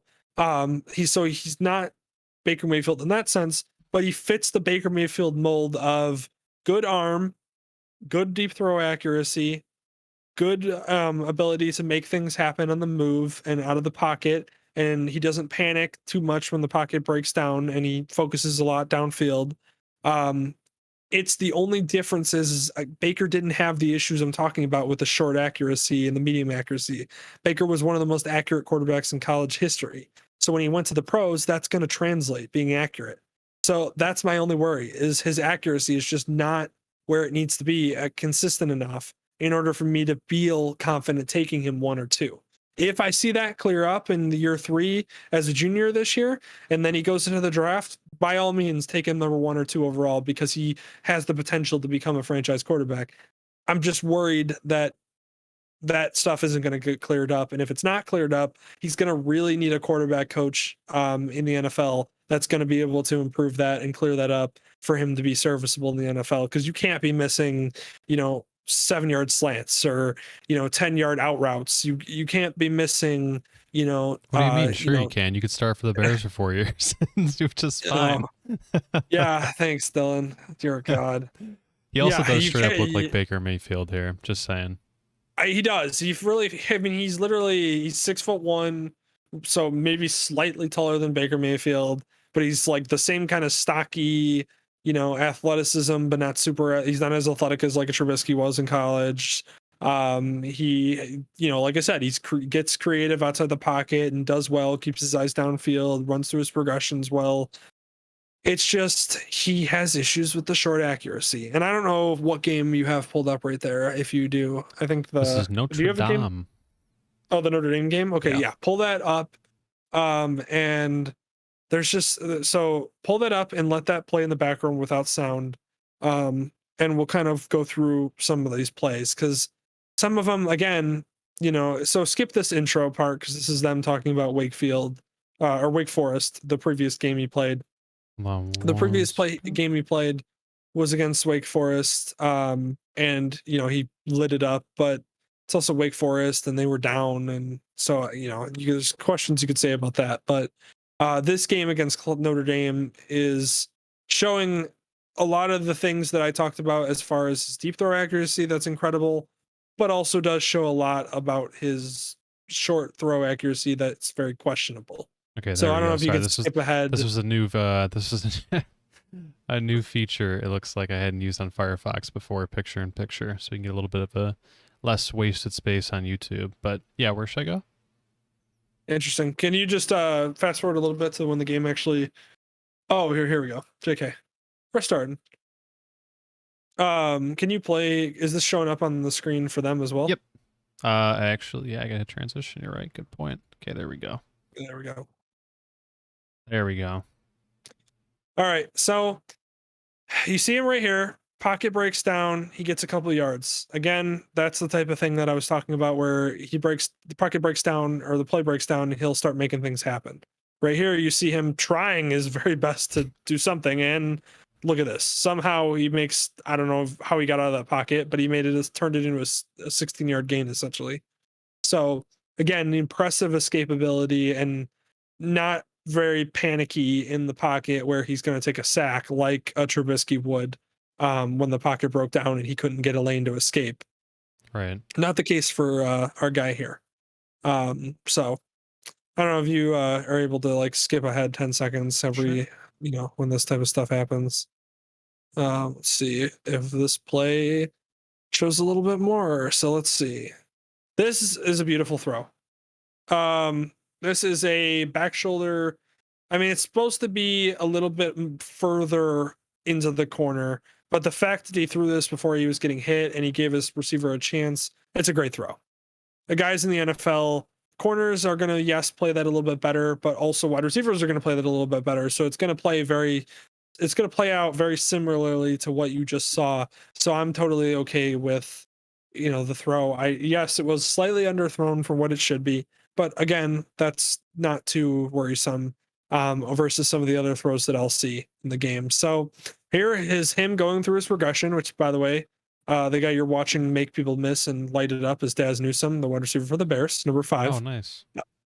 So you can also, I will say one thing I was watching Sam Howell's highlights is I noticed how great Daz Newsome is after the catch, which is what they drafted him for. So I'm excited for that. But anyways, like look at these. So look at that.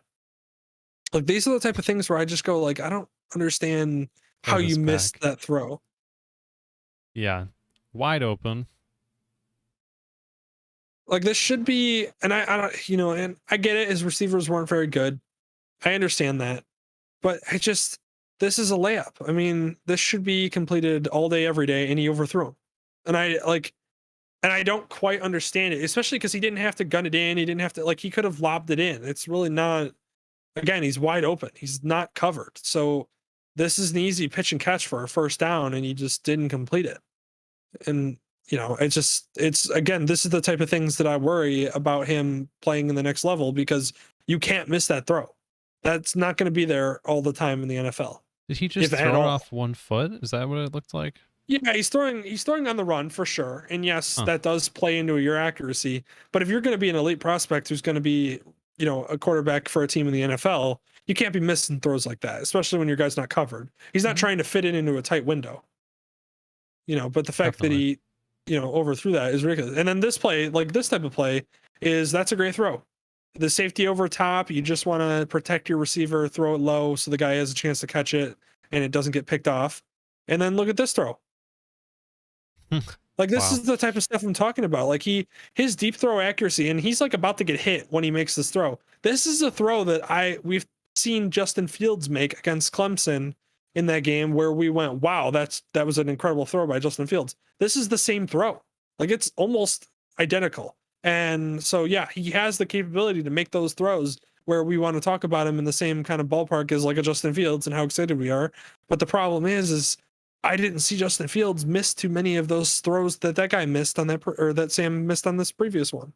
So that is a bullet. Yeah, and look, he's throwing it. He's about to take a sack. He's not even really setting his feet as well as he could have hoped, stepping into the throw, and he still forces it up there. So, and then you can skip past this. It's just him running it in, which is fine. It shows a little bit of his athleticism, but yeah. And then you see, yeah, so there's just, it's just issues with him that I'm just worried about. And you see it come through in games like this. And this is the reason why I picked this game and against Notre Dame, especially, is because Notre Dame had a pretty good defense this year. And so having him against, good talent shows whether a quarterback, can do. And a lot of quarterbacks do a lot with a little, and that's why they get seen. And he does that for sure. His receiver is by no means, I mean, as excited as we talked about Daz Newsome, I mean, Daz Newsome was not, a second round draft pick or a first round draft pick. Right. Neither was Diami Brown, who's another receiver that he has, who's number 2 on the team, that you'll see in the highlights. So, and then he's also, I mean, half the time too, he's also dealing with what you're seeing right here, which is him running for his life and getting killed. Yeah. So, but again, he doesn't panic. That's the thing, is he's, he doesn't lose the ball. He doesn't panic. But then there's like throws like this, like, again, it's just the consistency. I don't understand it. This is a great throw. Like, yeah, you can question whether or not he should have thrown it because it was in a double coverage, but he threw it right where the receiver could grab it. That was the only place the receiver could catch it. And I mean, look at this, right in the pocket. Beautiful throw in between the two guys. Again, judgment call whether or not he should have thrown it, but still there's issues like that. This is a pocket awareness right here.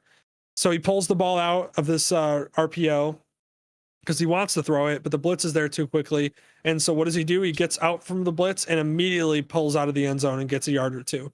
And that saves the safety and keeps the drive alive. So again, there's things like that, pocket awareness, getting through his progression, things that you want to see out of a quarterback prospect and a top prospect. And that you hear with like a Justin Fields, and why Justin Fields fell. People questioned his his reads and going through his reads and dumb things like that. He can do those things. He can go through reads, he can go through progressions, he can make things happen when plays break down. It's just his consistency throwing from short to mid range and his accuracy within short to mid range is just a little worrisome for a guy who's going to be, a guy that you're going to put all your stock in as your franchise quarterback. So I'm not saying don't draft him for teams, but I'm just saying that when you draft him, make sure that you're trying to see if he is making a jump in his accuracy from year 2 to year 3 this coming year. And if he doesn't, you have to understand that you're going to have to work with him to fix that. And if you can't fix that, then you're gonna have a hard time turning him into a winnable quarterback in the league. Yeah. So makes sense. But otherwise, he's got all the talent in the world, all the aspects that you want out of a quarterback.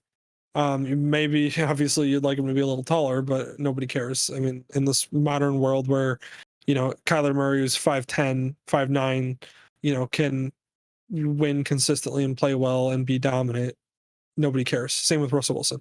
Yeah. Nobody cares that much or puts that much stock into height, unless your name is John Elway. So, I was just gonna say that's exactly what I was gonna bring up. Paxton Lynch wanted to draft. The Cowboys wanted to draft Paxton Lynch instead of the. There's yeah exactly. There's Daz Newsome, by the way, right here. Ooh.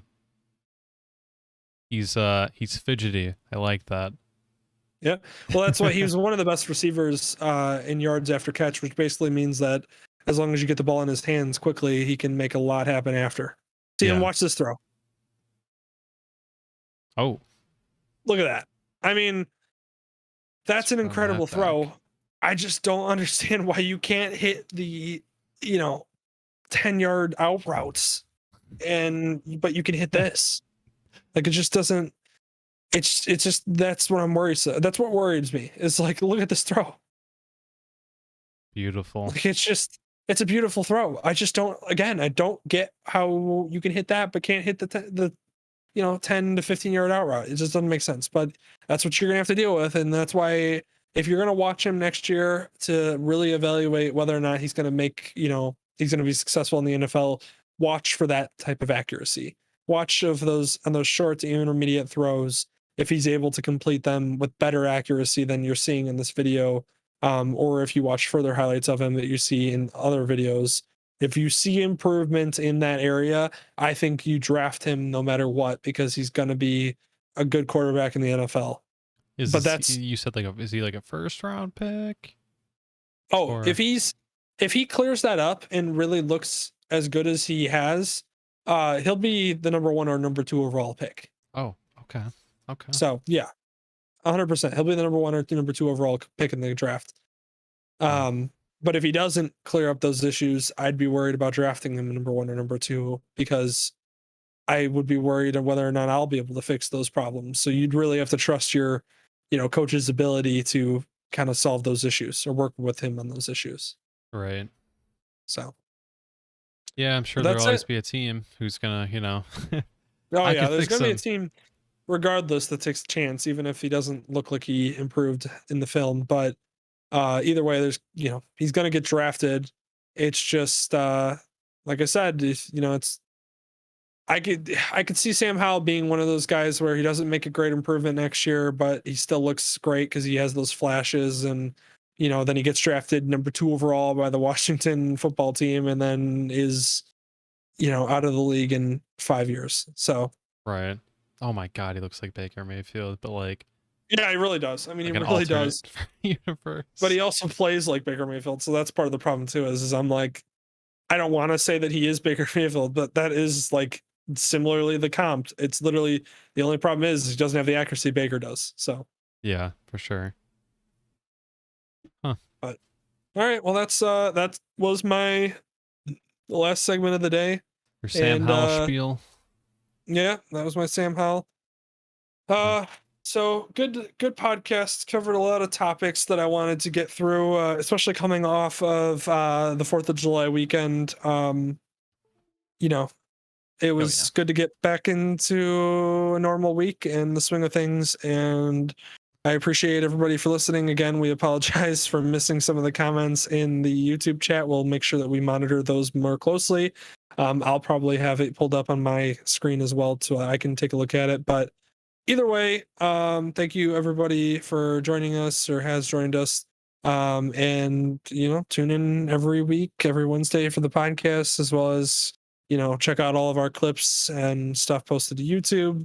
We're now on to Spotify as well as Apple Podcasts, so you can catch us there as well. If you don't really care about the visuals and you want to just listen to us talk, that is okay. Totally perfectly fine by me. So Yeah. Nope, we've got it all. I might tweak around with some of the on-screen graphics and get some tips from our local graphic designer maybe on change things up, and also finding a way to include Twitch and YouTube as well. I might do some things as well, but everything else I think you did cover. The Otani stuff on YouTube was popping off a lot. That's always cool to see, and always interesting to see what videos come available. But I